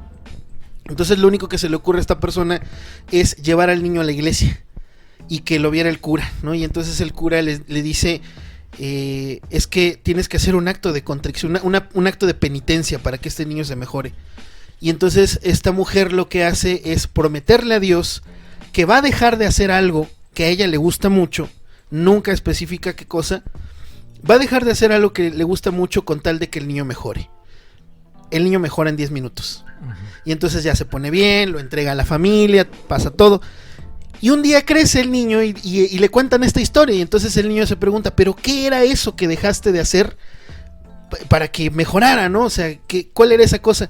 No puedo decirlo, porque el no decirlo tiene que ver con la penitencia, ¿no? Con este acto de penitencia. Si lo digo no va a tener efecto, no sé qué, ¿no? Y entonces se queda pensando, y la única conclusión a la que llega ese niño es que dejó de hacer el amor. Esa fue la penitencia. ¿Y por qué llega a esa conclusión? Porque después de eso, de ese suceso, de que se enferma, esa mujer empieza a dormir en otro cuarto alejado de su esposo, ¿no?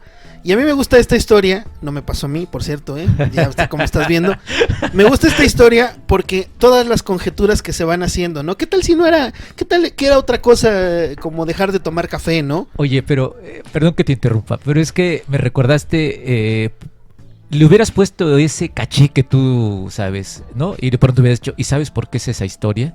Porque ese niño era yo. Era yo, ándale, sí, claro. sí. Sí, o sea... no, ese niño era Javier.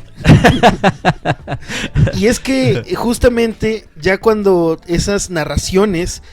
Es que es la importancia de la palabra, ¿no? A mí me parece que se ha perdido mucho, lo decía José Emilio Pacheco en uno de sus artículos de ahí del inventario. Él hablaba sobre la importancia del café.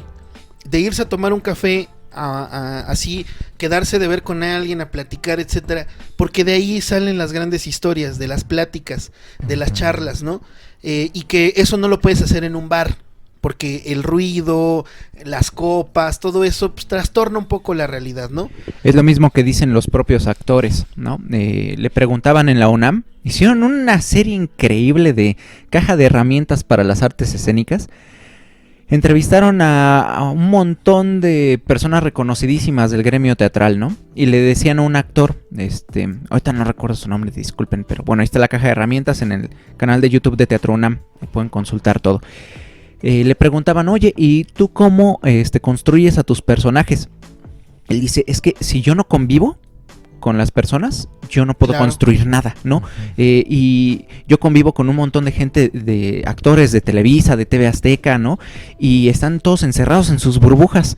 Y me dicen, ¿por qué llegas en transporte público? Le digo, pues ¿de dónde crees que saco las historias, no? ¿De dónde crees que construyo a mis personajes? Veo a gente airada, veo a gente feliz, veo a gente enamorada, veo a vendedores, conozco a la gente, ¿no? Y tú pues, vienes en tu carro, ¿no? Pues ¿a quién vas a conocer? ¿O qué vas a construir si no convives? Sí, y que aparte de todo, o sea, la importancia del café, y si no, pregúntales a los escritores de las escuelas del finales del 19, inicios del 20, ¿no? O sea, ahí de pronto tenías, en una esquina, de pronto tenías a Gómez de la Serna platicando con Ortega y Gasset, platicando con Unamuno y platicando con Machado, ¿no? Imagínate hoy, en ese Starbucks estarían platicando... Y en el otro Starbucks de enfrente... Sí. Y que es lo chistoso, porque precisamente está eso, ¿no? De que de pronto estaban los surrealistas en un café y los antisurrealistas en la cafetería de enfrente. Ajá, y que ahí se reunían y tenían todo este sentido. Y que otra vez la importancia del café, y que volvemos, ¿dónde pasa el 40% de los detectives salvajes de Bolaño? Exactamente, claro, ¿no? Exactamente. Sí. Esto que acabas de narrar, lo que pasaba en París en los años 20, ¿no? O sea, ahí estaba Fíjate. Ahí estaba Buñuel, ahí estaba García Lorca. No, estaba Cole Porter tocando ahí el piano, ¿no? Sí. Tuve la oportunidad de platicar hace un mes con una compañía de teatro de Chile. Estaba tomando un curso de crítica de Chile y me invitaron a ver una obra de teatro por streaming, ¿no? Así como, obra de teatro en vivo. Oscar se acaba de bajar el pantalón para que critique su chile. A ver, critícalo. No tengo las herramientas todavía, necesito un marco histórico, marco sociológico, marco fisiológico, construirme el marco, ¿no? Pero bueno, y estaba platicando con ellos y ellos me decían que me pareció muy admirable.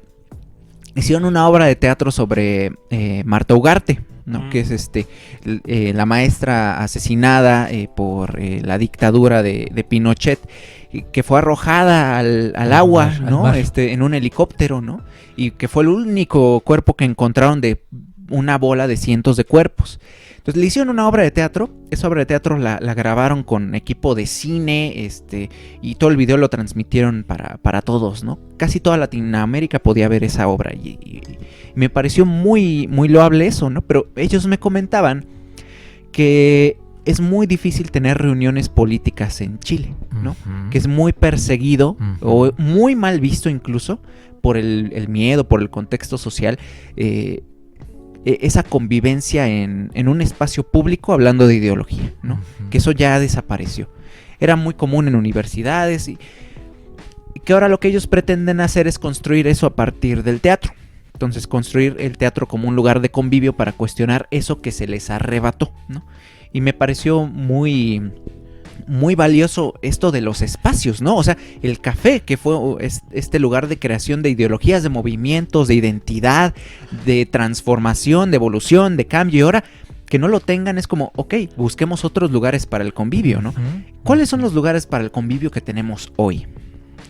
Es que está difícil y que lo estaba pensando también hace poco porque en literatura mexicana pues estamos revisando siglo XX y lo que comentas, ¿no? O sea, a mitades del siglo XX pues estaba ese espacio que tú dices de plática política era poesía en voz alta.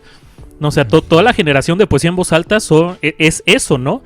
Y que no por nada también a la generación de medio siglo se le conoce también como la generación de la Casa del Lago, porque ahí era su punto de reunión, ahí se juntaban y que obviamente lo menos que hacían era leer poesía en voz alta, sino o sea, hacían otras cosas. Y quién era el gran promotor, Juan José Arreola, ¿no? Sí. Y que bueno, o sea, ahí estaban y que insisto, ¿no? Vean las fotos de todo ese aspecto cultural que estaba específicamente en la UNAM, ¿no? O sea, esas fotos en rectoría, de pronto tenías un José Emilio al lado de una Rosario Castellanos y que de pronto, o sea, como todo este aspecto y como bien dices, ¿no? De que de pronto se están perdiendo todos esos espacios que ahorita sí no sabría decirte como dónde pues serían esos puntos de reunión, simplemente, ¿no? Esa foto que yo digo, ¿de qué estarían hablando estos cabrones? Donde está sentado Rubén Bonifaz Nuño, está Juan Rulfo, José Emilio Pacheco, Juan José Arreola y me falta... ¿Carl Monsi? No. ¿No estaba Monsi? Jaime García Terrés. Están sentados ahí y de pronto dices, no mames, o sea, ¿de qué están hablando estos güeyes, no?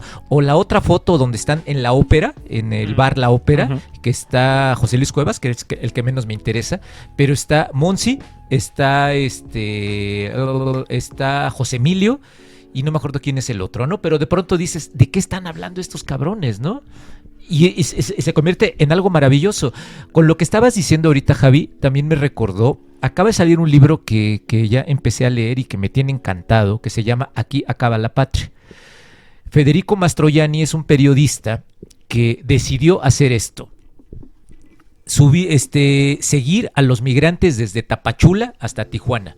O sea, pero comer lo mismo que ellos comen, andar las calles que ellos comen, seguirlos y hacer la narración, ¿no?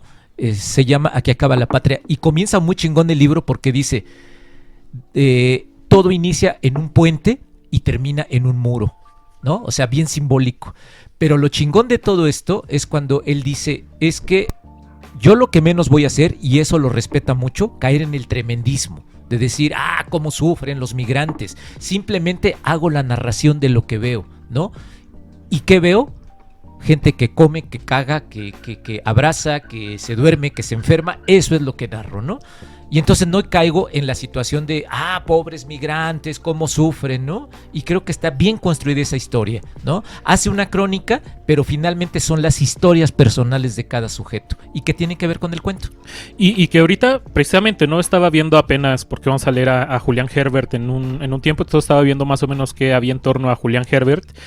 Y que me sorprende, ¿no? O sea, en este programa que tienen de contraseñas que tiene Mónica Lavín con se me olvidó esta... Rosa Beltrán. Gracias, con Rosa Beltrán. Y de pronto, y ¿qué es lo que dices, no, Javi? O sea, de pronto es, ¿dónde están esos puntos de reunión, no? Porque de que se reúnen. Porque de pronto Julián Herbert dice, no, y me encontré con Andrés Neumann y de pronto salí con tal escritor peruano que vino a México a la FIL Guadalajara y estuvimos conviviendo.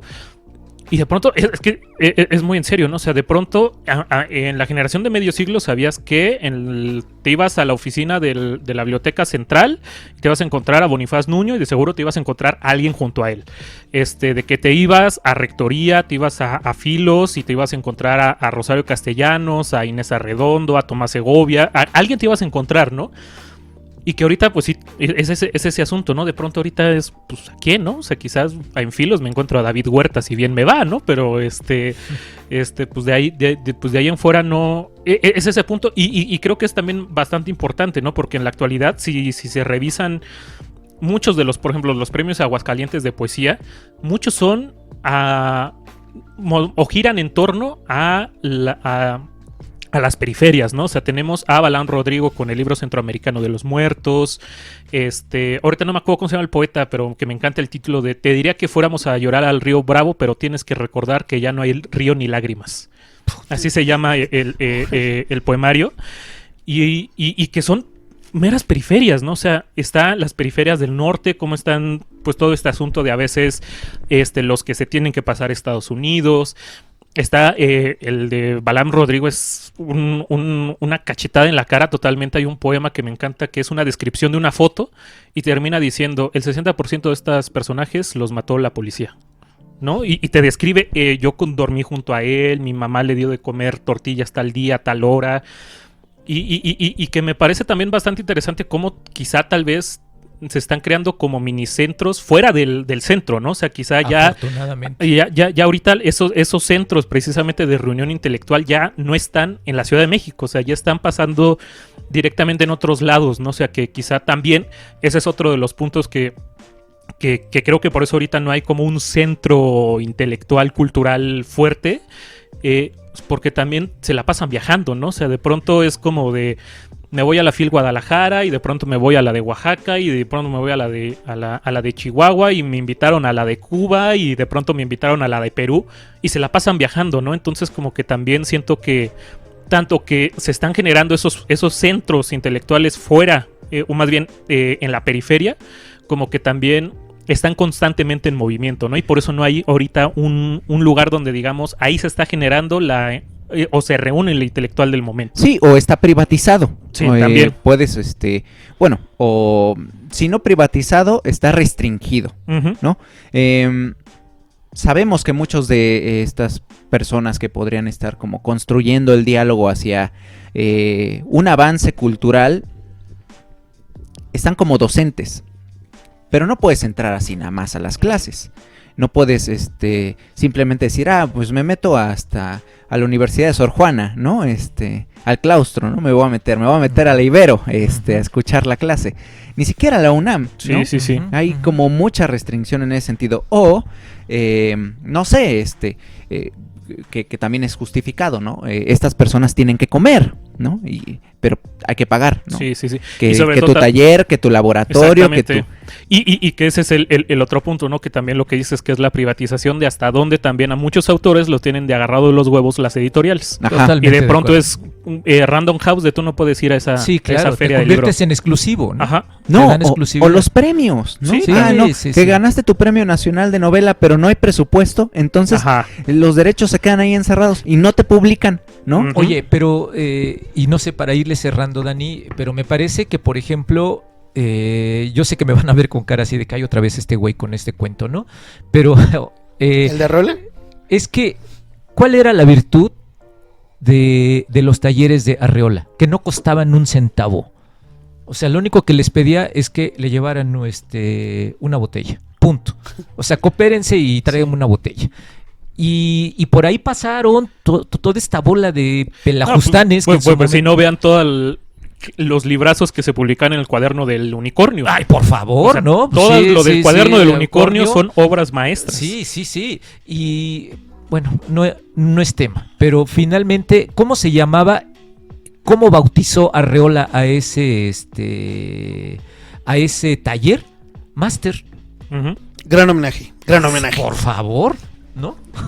Pero bueno, ciérrale. Pues sí, vamos cerrando. Ya para concluir este Helter Skelter Radio, ¿qué les parece si hacemos así rapidísimo una selección de grandes cuentistas? Y recomendaciones así breves. Vamos a tratar de ser breves, por favor, Oscar.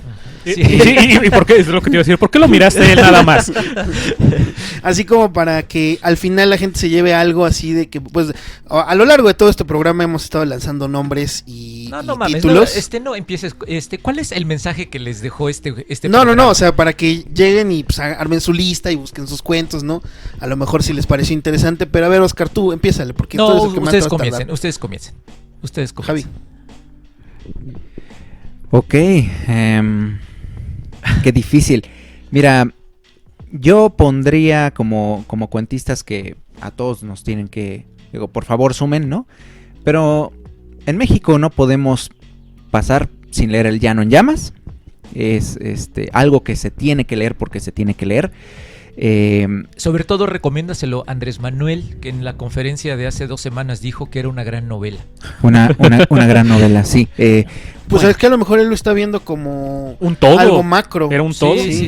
Igual y Andrés Manuel estaba leyendo como los cantos de Mamá la Grande. Y ya es como de la mamá grande. La construcción de Macondo. Perdón, dudé de su capacidad intelectual. Oscar, perdón, disculpe. ¿Qué pasó, Oscar? Sí, perdón. Bueno, pues sí, El Llano en Llamas. Y cuando estén leyendo El Llano en Llamas, revisen la estructura de escritura de Juan Rulfo. Muchos de esos cuentos comparten que parten de una confesión de un protagonista, y creo que eso puede ser un punto de partida para nosotros si deseamos escribir y expresarnos a partir del cuento, utilizarlo de esa manera, como confesión, como el protagonista contestando un interrogatorio a alguien, como el protagonista desahogando su vida o su experiencia a otra persona confidente, ¿no? Recomendaría también los cuentos de Chekhov que se mencionaron aquí, ¿no? Hay un libro como muy accesible que es La Dama del Perrito y otros cuentos de Anton Chekhov, creo que lo publica el Fondo de Cultura Económica.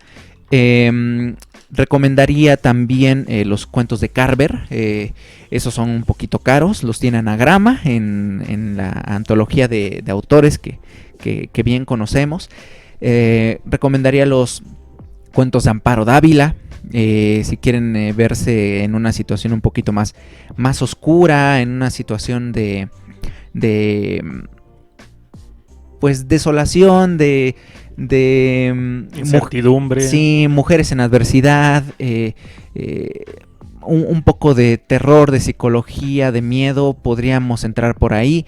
Y si quieren todo lo contrario, están los cuentos de Gabriel García Márquez, que tiene de todo, ¿no? Pero tiene cuentos muy luminosos, cuentos muy fantasiosos y cuentos que te llevan a... Ay, es que hay tantos cuentistas que se pueden recomendar, pero sí, si quieren luz, García Márquez, tiene cuentos llenos de luz. Si quieren oscuridad, está Horacio Quiroga, está Edgar Allan Poe.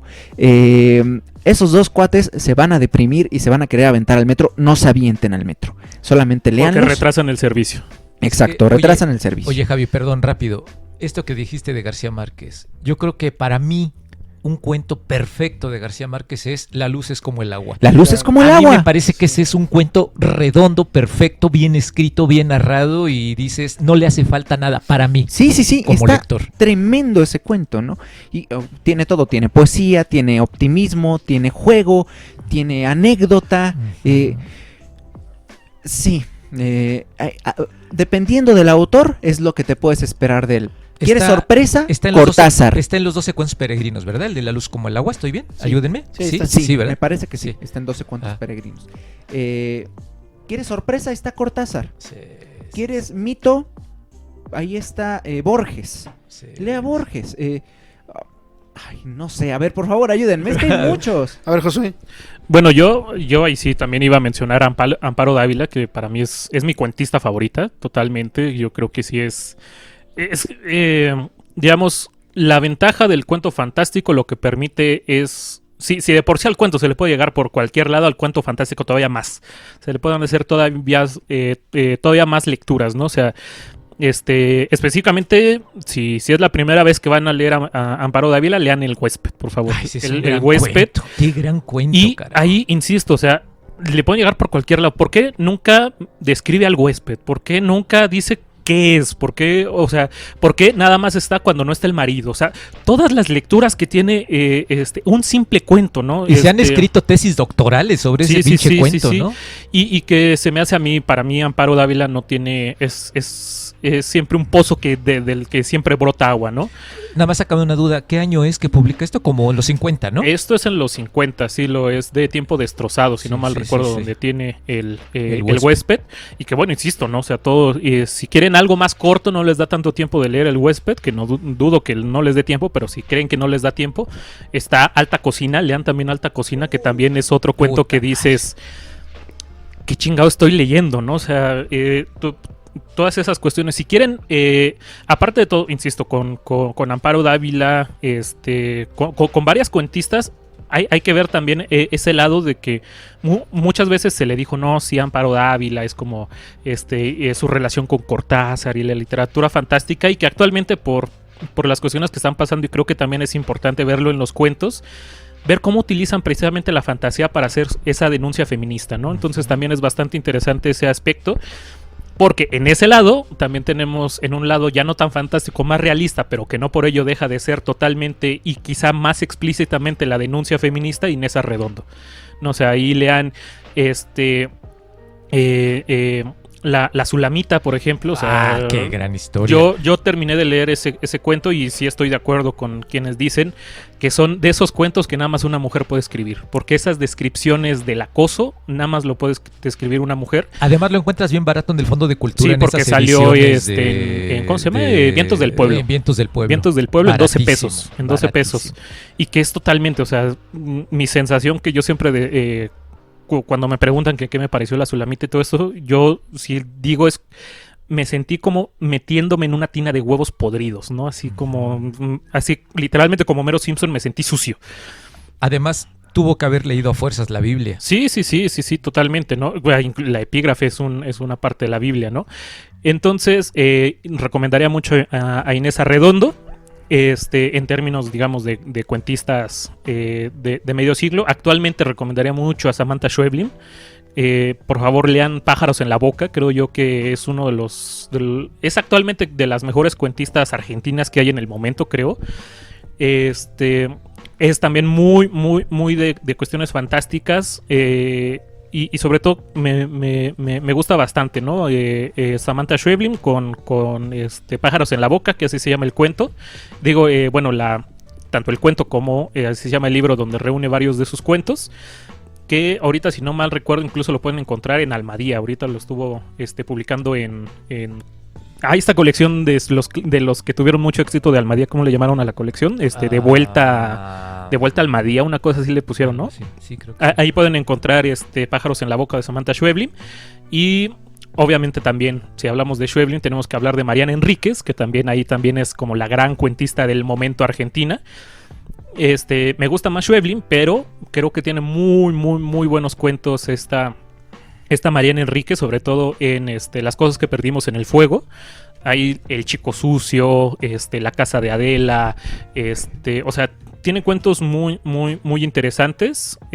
Creo yo que valdría mucho la pena revisarlos. Y que bueno, también está, obviamente también después del éxito que tuvo Pelea de Gallos, pues está esta María Fernanda Ampuero, que también son cuentos fuertísimos. O sea, si de pronto sí tienen ganas así como de quiero que me den una cachetada en toda la cara, lean Pelea de Gallos de Mariana Fernanda Ampuero. Y si se dan cuenta, hay un común denominador en casi todo en estas últimas autoras, que está Páginas de Espuma. Cualquier cosa, acérquense a Páginas de Espuma, por favor. Es una editorial muy buena en términos de cuento, y que es bastante... Es casi un sello de garantía, ¿no? Y también está Cecilia Udave, varias autoras. No por nada la UNAM publicó una antología de cuentos de Vindictas, precisamente con Páginas de Espuma. Y sobre todo, pues acercarse, ¿no? a estas cuestiones de cuentistas que quizá no suenen tanto, ¿no? Es una Bárbara Jacobs, por ejemplo, que también tiene muy buenas, muy buenos cuentos. Bárbara Jacobs ella escribe todos los domingos en La Jornada, y sus últimas reflexiones es: me estoy despidiendo porque me estoy muriendo, ¿no? Uh-huh. O sea, está escribiendo sobre la vejez. Bárbara Jacobs fue la pareja de Monterroso, de Tito Monterroso.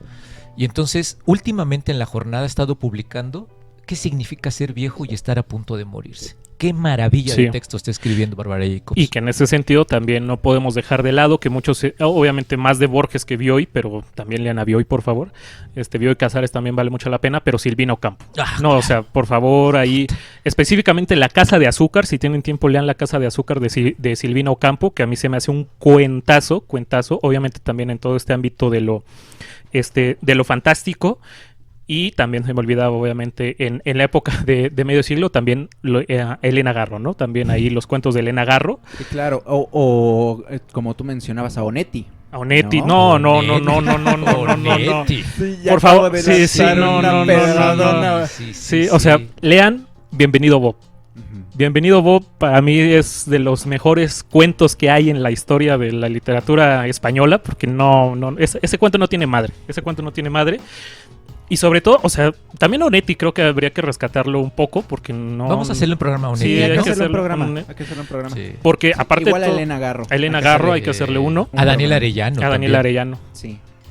Terrateniente. Sí. Daniel Arellano. Pero, sí. ¿Ibas a decir algo, Javi? No. Ah, ya. Adelante. Ya sé cómo le vamos a llamar este programa de Daniel Arellano. El nuevo Pedro Páramo. Sí, claro. ¿Te acabas de acordar de algo? Una vez en la escuela hicimos el proyecto de la autobiografía, ¿no? Uh-huh. Un alumno tituló a su autobiografía Milagro Viviente. Autobiografía, y ese alumno tenía un nombre que se llamaba Gianfranco. Así, entonces era ultra mamón. Y entonces le puso a su autobiografía Milagro Viviente, la historia de Gianfranco Hernández. ¡Órale! Ahí, bueno, obviamente también, insisto, es que Borges es un sol que eclipsa, que tapa todas las demás estrellas que están a su alrededor. Entonces, insisto, Bioy Casares, Silvino Campo, Felisberto Hernández, también vale mucho la pena releer a Felisberto Hernández. Oye, espérame, que rápido. 1 minuto me tardo. Acabo de leer una historia de cómo se reúnen en la noche del 31 de diciembre de 1969 Bioy Casares y Jorge Luis Borges solamente para traducir a Shakespeare. Y entonces esa noche dice que cenan pavo, etcétera, y a las 12 de la noche comienzan a hablar de Shakespeare los dos. Y entonces traducen solamente un pedazo de Hamlet, ¿no? Pero es a ver, vamos a traducir qué quiso decir Shakespeare aquí. No, y dicen que eso fue una maravilla, ¿no? Eso que pasó ahí esa noche. En fin, ya cierro mi paréntesis. ¿Quieren surrealismo? Leonora Carrington.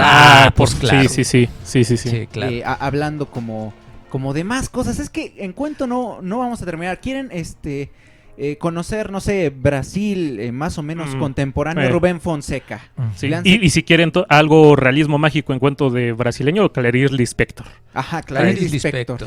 Y si quieren algo tradicional, a mí es un escritor brasileño que me sorprende que no sea tan conocido en lengua española, que es Yao Guimarães Rosas, porque con el nombre que se le conoce en lengua portuguesa, creo que lo dice todo, es el James Joyce del portugués. Órale. O sea, es como la revolución totalmente del lenguaje del portugués, y se le lee poco. Hay una antología que publica el Fondo de Cultura Económica, y entonces acérquense también a Yao Guimarães Rosas también. Oye, dijiste brevedad, ¿eh? Sí. No, eso que no hemos llegado contigo. No, yo rápido. Yo sí voy a ser breve. Yo sí voy a ser breve. A ver. Yo solamente voy a recomendar los cuentos de la calle Broca. Desde la calle Broca, por supuesto. De Eusebio Rubalcaba y de Guillermo Fanelli, ¿no? Que a ellos no les gustaba nunca que los encasillaran en esa cuestión del realismo sucio, ¿no? Pero son cuentos pues que transcurren en su totalidad en la Ciudad de México, ¿no? En los barrios, y son cuentos de gente popular. Eusebio Rubalcaba tiene el único cuento que me ha hecho cerrar el libro y quererlo aventar así lejos porque estaba muy cabrón. No recuerdo ahorita el título, pero viene en ese libro que se llama Gusanos. Y el otro pues es de Miguel Ende, que él tiene un libro de cuentos que me gustó mucho, que se llama La prisión de la libertad. Miguel Ende, hay que recordar que tiene toda esta formación budista, esta formación en la que pues él andaba buscando como su lugar en el mundo, ¿no? A través de otras disciplinas, incluso hasta de la filosofía. Entonces La prisión de la libertad se trata de historias que justamente tienen que ver con personajes que están como encerrados en un mundo en el que les es ajeno, y de pronto tienen que enfrentarse a que la libertad les confiere una crisis, ¿no? Total. Exacto. Entonces, por ejemplo, viene un cuento que se llama La pintura, que es de un hombre que está totalmente insatisfecho, tiene mucho dinero, ha viajado por todas partes, y de pronto un día en una fiesta se encuentra con una pintura que al verla lo hace llorar. No sabe cuál es el efecto que tiene, pero empieza a llorar un montón por ver esa pintura, y entonces se da a la tarea, porque dice, su lógica es, si alguien pintó ese lugar, quiere decir que existe. Entonces se da a la tarea de tratar de buscar ese lugar, dónde está, ¿no? Y es un cuento maravilloso, y el que le da el nombre al libro, que es el de La prisión de la libertad, es un cuento totalmente surrealista, pero que tiene un mensaje muy cabrón, ¿no? Yo se lo compartí a mi amigo Loronu, del que seguro se acordarán, y me dijo que ese cuento lo hizo llorar, ¿no? Que resulta que es un tipo que un día aparece en un castillo y escucha una voz que le dice: tienes que caminar por este pasillo donde hay miles de millones de puertas. Tienes que elegir una puerta y esa puerta te va a llevar a la salida, ¿no? Y entonces el tipo se empieza a plantear, pero ¿qué es lo que hay del otro lado? Yo no te puedo decir. Vas a encontrar a lo mejor un tigre del otro lado, vas a encontrar las grandes riquezas, vas a encontrar mujeres, a lo mejor no vas a encontrar nada, a lo mejor vas a encontrar un vacío. Y entonces el tipo entra en una crisis porque no sabe qué puerta elegir, ¿no? Y el cuento acaba de una forma maravillosa, no lo voy a spoilear, pero justamente cuando lo vemos a nivel macro, la prisión de la libertad tiene que ver exactamente con esas cuestiones de crisis, ¿no? De cómo uno, cuando se enfrenta justamente a cuestiones como la libertad, lo que es el amor, hay un cuento que habla sobre eso, pues entra en una serie de crisis, ¿no? Es un libro maravilloso, no es muy fácil de conseguir, pero por ahí lo han de tener en las librerías de viejo. Y pues yo con eso cierro. Muy bien. Mira, yo muy rápido. Me parece que yo tendría que ir por etapas. Y más que de autores, quiero hablar de cuentos. Así. Yo creo que de los primeros cuentos que a mí más me impresionaron es La Noche de los Feos de Mario Benedetti. Es un cuento que a mí me encanta, ¿no? Y que lo puedo seguir releyendo. Creo que saben la historia, no la voy a narrar aquí. Simplemente dos feos que se encuentran y se meten al cine y descubren sus fealdades dentro de la oscuridad del cine. Ese cuento a mí me gustó mucho. Si me voy a lo más reciente de lo que he leído y que yo sigo recomendando este libro, Esto no es Miami, de Fernanda Melchor. O sea, esas historias colocadas en tu tierra, Daniel, en Veracruz, ¿no? Con los migrantes.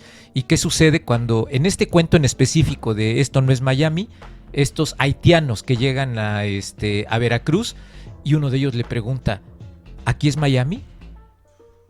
O sea, gran historia narrada por Fernanda Melchor, recomendable. Hablando de autores, ya lo dijiste tú, Javi, leer todo Poe. O sea, todo lo que toques de Poe, o sea, te va a maravillar. Sí. Y sobre todo en las traducciones de Julio Cortázar, ¿no? O sea, no hay otro traductor más chingón. Yo ahí la edición que recomiendo totalmente es la de Páginas de Espuma, porque aparte de todo traes una presentación de todos los cuentos traen una presentación de Iwasaki o de Volpi. Todos los cuentos traen una presentación de ellos dos. Tiene es la traducción de Cortázar y aparte el prólogo es de Fuentes o de Márquez. No me acuerdo quién hace la presentación ahorita de la edición de Páginas de Espuma. Creo que Márquez, ¿no? Pero no me consta. Sí, a mí tampoco, ahorita no me acuerdo bien. Pero oye, ya todo eso es una edición así de oro. Ahora, sí. ¿No quieres gastar? Todo Poe está en ciudadseba.com, todo Poe está en, no sé, lashistorias.com, que es el sitio antologador de Alberto Chimal, ¿no? Entonces hay recursos, ¿no? Para leer estos autores. Sigue. No, y ese cuento perfecto para mí de Poe, que se llama La Carta. O sea, ese para mí es un cuento perfecto, ¿no? Cuando yo lo leí la primera vez, yo dije, ¿quién puede escribir algo así, no? Pues solamente una mente como la de este cabrón, ¿no? Voy a decir un cuento que no es muy conocido y que cuando yo lo leí dije, de aquí soy. O sea, como ustedes saben, yo tengo una admiración por Fernando Pessoa, y Fernando Pessoa como poeta me encanta, ¿no? Apenas estoy leyendo el libro del desasosiego, que es una maravilla, en un momento se los voy a proponer aquí para que hagamos algo. Pero conocer a Pessoa como cuentista, tiene un cuento que para mí me transformó, que se llama El banquero anarquista. O sea, una contradicción. ¿Cómo un banquero puede ser anarquista? Que se hizo obra de teatro, exactamente, ¿no? Hablando de lo que decía Daniel, ¿no? De esas adaptaciones que genera el cuento. Exactamente. ¿No? Pero sí, ¿cómo te imaginas un banquero anarquista? Un banquero anarquista, ¿no? Y de pronto Pessoa te lo desenvuelve de una manera maravillosa. En el caso de... Que por cierto, aquí ya danos dinero, Páginas de Espuma. Los cuentos completos de Pessoa están en Páginas de Espuma. Es que... Pessoa es un personaje, ¿eh? Pessoa es un personaje. Y Páginas de Espuma es otro. Es una editorial. Patrocínanos Páginas de Espuma. Es una editorial muy chingona. Y quiero cerrar con esto. Por favor, no me malinterpreten con lo que voy a decir. Ya será mi última participación. Ahorita con todo lo que estamos hablando, recordé algo que me vino a la memoria y que creo que no les he platicado. Cuando yo era niño, tendría yo unos 5 años, mi abuelo, Beto, se sentaba junto a mí y me decía, hijo, cuéntanos un cuento. Y entonces yo me recuerdo comenzando a hablar, yo decía, por ejemplo, había una vez una lámpara, y era una lámpara blanca que tenía, y comenzaba yo a juntar las historias de lo que yo veía. Y recuerdo mucho a mi abuelo aplaudiéndome después de terminar la historia. Tendría yo 5 o 6 años cuando eso sucedió. Contraste. Yo tenía como 6 años cuando me pidieron en la primaria, escribe un cuento, ¿no? Invéntate un cuento que no sé qué. Entonces yo estaba escribiendo un cuento. El cuento se titulaba El zapato podrido, ¿no? Órale. Y entonces empezaba el cuento, no, había una vez un zapato, pero pues por el clima, que no sé qué, se pudrió, ¿no? Y así. Y de repente yo llevaba como media cuartilla, lo empieza a leer mi madre. ¿Qué es esta porquería? ¿No? Sí. Y lo arrancó, lo rompió delante de mí y me dice, esto no es un cuento, ¿no? Y así como, bueno, entonces, ¿qué hacemos? Pues ella escribió en la libreta de las tareas el patito feo, ¿no? Pues el patito feo se entregó. ¿Y te acuerdas de qué hablaba esa historia, Javi? Pues no me acuerdo, o sea, me acuerdo la mitad, ¿no? Que era como, bueno, era como una cosa de la redención del zapato podrido, ¿no? Ese es como, me acuerdo de la línea emocional del zapato a llegar a la redención, ¿no? Pero era como un camino de soledad hasta llegar como a ese estado de nuevo descubrimiento, ¿no? Pero pues no llegué a esa parte del cuento, ¿no? Yo me quedé hasta que lo tiraron y estaban ahí en la basura, ¿no? Pero ve, contrastes, sí, vaya, ¿no? Forma de coartar, ¿no? La inspiración. Contrastes. Ahora, todos tienen una Biblia, todos tienen una Biblia en su casa, ¿no? Hay toda clase de historias ahí. Daniel capítulo 4, lean el cuento del rey Nabucodonosor confesado por el rey Nabucodonosor. Qué gran historia, la van a revisar. Breve, se la echan en 8 minutos. Y yo rápido nada más, no sé en qué vaya la antología del cuento hispanoamericano de Seymour Menton. Por donde le entres vas a encontrar maravillas en ese libro. Yo también, por ejemplo, y bueno, ahorita me acordé también con lo que decía Javi. No por nada Job es como también de los más referenciados y aclamados por cualquier de los grandes escritores. Entonces también lean como cuento el libro de Job. Sí, claro. Por favor. Y también yo le quería recomendar varios que no se toman tanto en cuenta como son los cuentistas. Bueno, en general los escritores mexicanos del 19. Especialmente para mí los mejores cuentistas son los decadentistas. Entonces un día ahorita no sé en dónde se puede encontrar, nada más lo he encontrado en digital, los cuentos nerviosos de Díaz Dufaux, que son una cosa totalmente son una fumadota y una locura. Tienen los cuentos del general de Riva Palacios, que también se me hacen cuentos bastante interesantes y muy rescatables. O sea, creo yo que también y creo que la mayor recomendación que les puedo dar es acérquense a los cartones de Micros.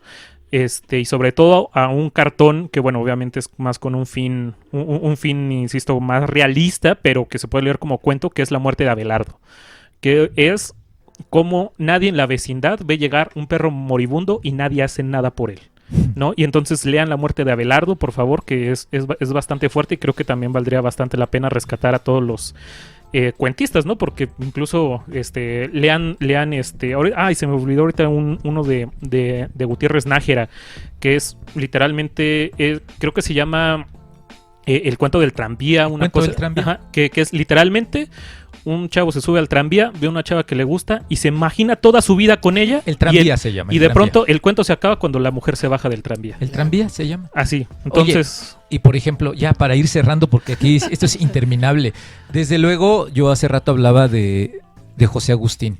José Agustín es un gran cuentista, desde mi punto de vista, ¿no? Hecho por Arreola. Y sobre todo algo que él tenía mucho y lo maneja mucho, es esa técnica de decir, un cuento se limpia, ¿no? O sea, lo narras y lo vas limpiando, ¿no? Yo creo que uno de los cuentos más redondos que le he leído a José Agustín se llama La casa sin fronteras. Nada más lo dejo ahí, ¿no? Apuntado. Conste que hay un montón de cuentos. Los cuentos completos están en De Bolsillo. Y bueno, ya si quieren leer algo específico, el libro de Inventando que Sueño es donde viene ¿Cuál es la onda?, que quizás es el cuento más famoso de José Agustín, inspirado en Rayuela, ¿no? Precisamente. Pero en fin, ya. Sí. No, pues es que faltaron muchas cosas, ¿no? O sea, faltó ahorita que mencionas los sueños, cómo dentro de los sueños se construyen cuentos, claro, ¿no? Faltó hablar de esa relación que tiene la palabra cuento con la palabra historia. Porque la historia es rescatar la memoria y eso es lo que hace también un cuento, ¿no? Pero bueno, vamos cerrando, vamos a terminar este programa con una intervención musical, nuestra segunda intervención musical. También habría que ponerle nombre a esta sección. ¿Qué nombre propones, Oscar? No sé, déjame pensarlo. Bueno, si ya está el rinconcito de Javier, ajá, podría ser el rinconzote de Josué. El rinconzote de Josué. O el ricolino de Josué. Pues vamos a dejarlos con esta selección musical. Y pues nos estamos escuchando. Si ustedes están escuchando este programa el día de su estreno, próximamente, bueno, el 25 de marzo será la transmisión, la primera transmisión de la miscelánea, ¿no es cierto? En vivo. Totalmente en vivo ahí en Facebook. Ya búsquenos en la página de Helter Skelter Radio. Y pues escriban, dejen todos sus comentarios. Suscríbanse si quieren, si no, no pasa nada. Dejen su like. Y pues es todo. ¿Algo más? No. Vámonos.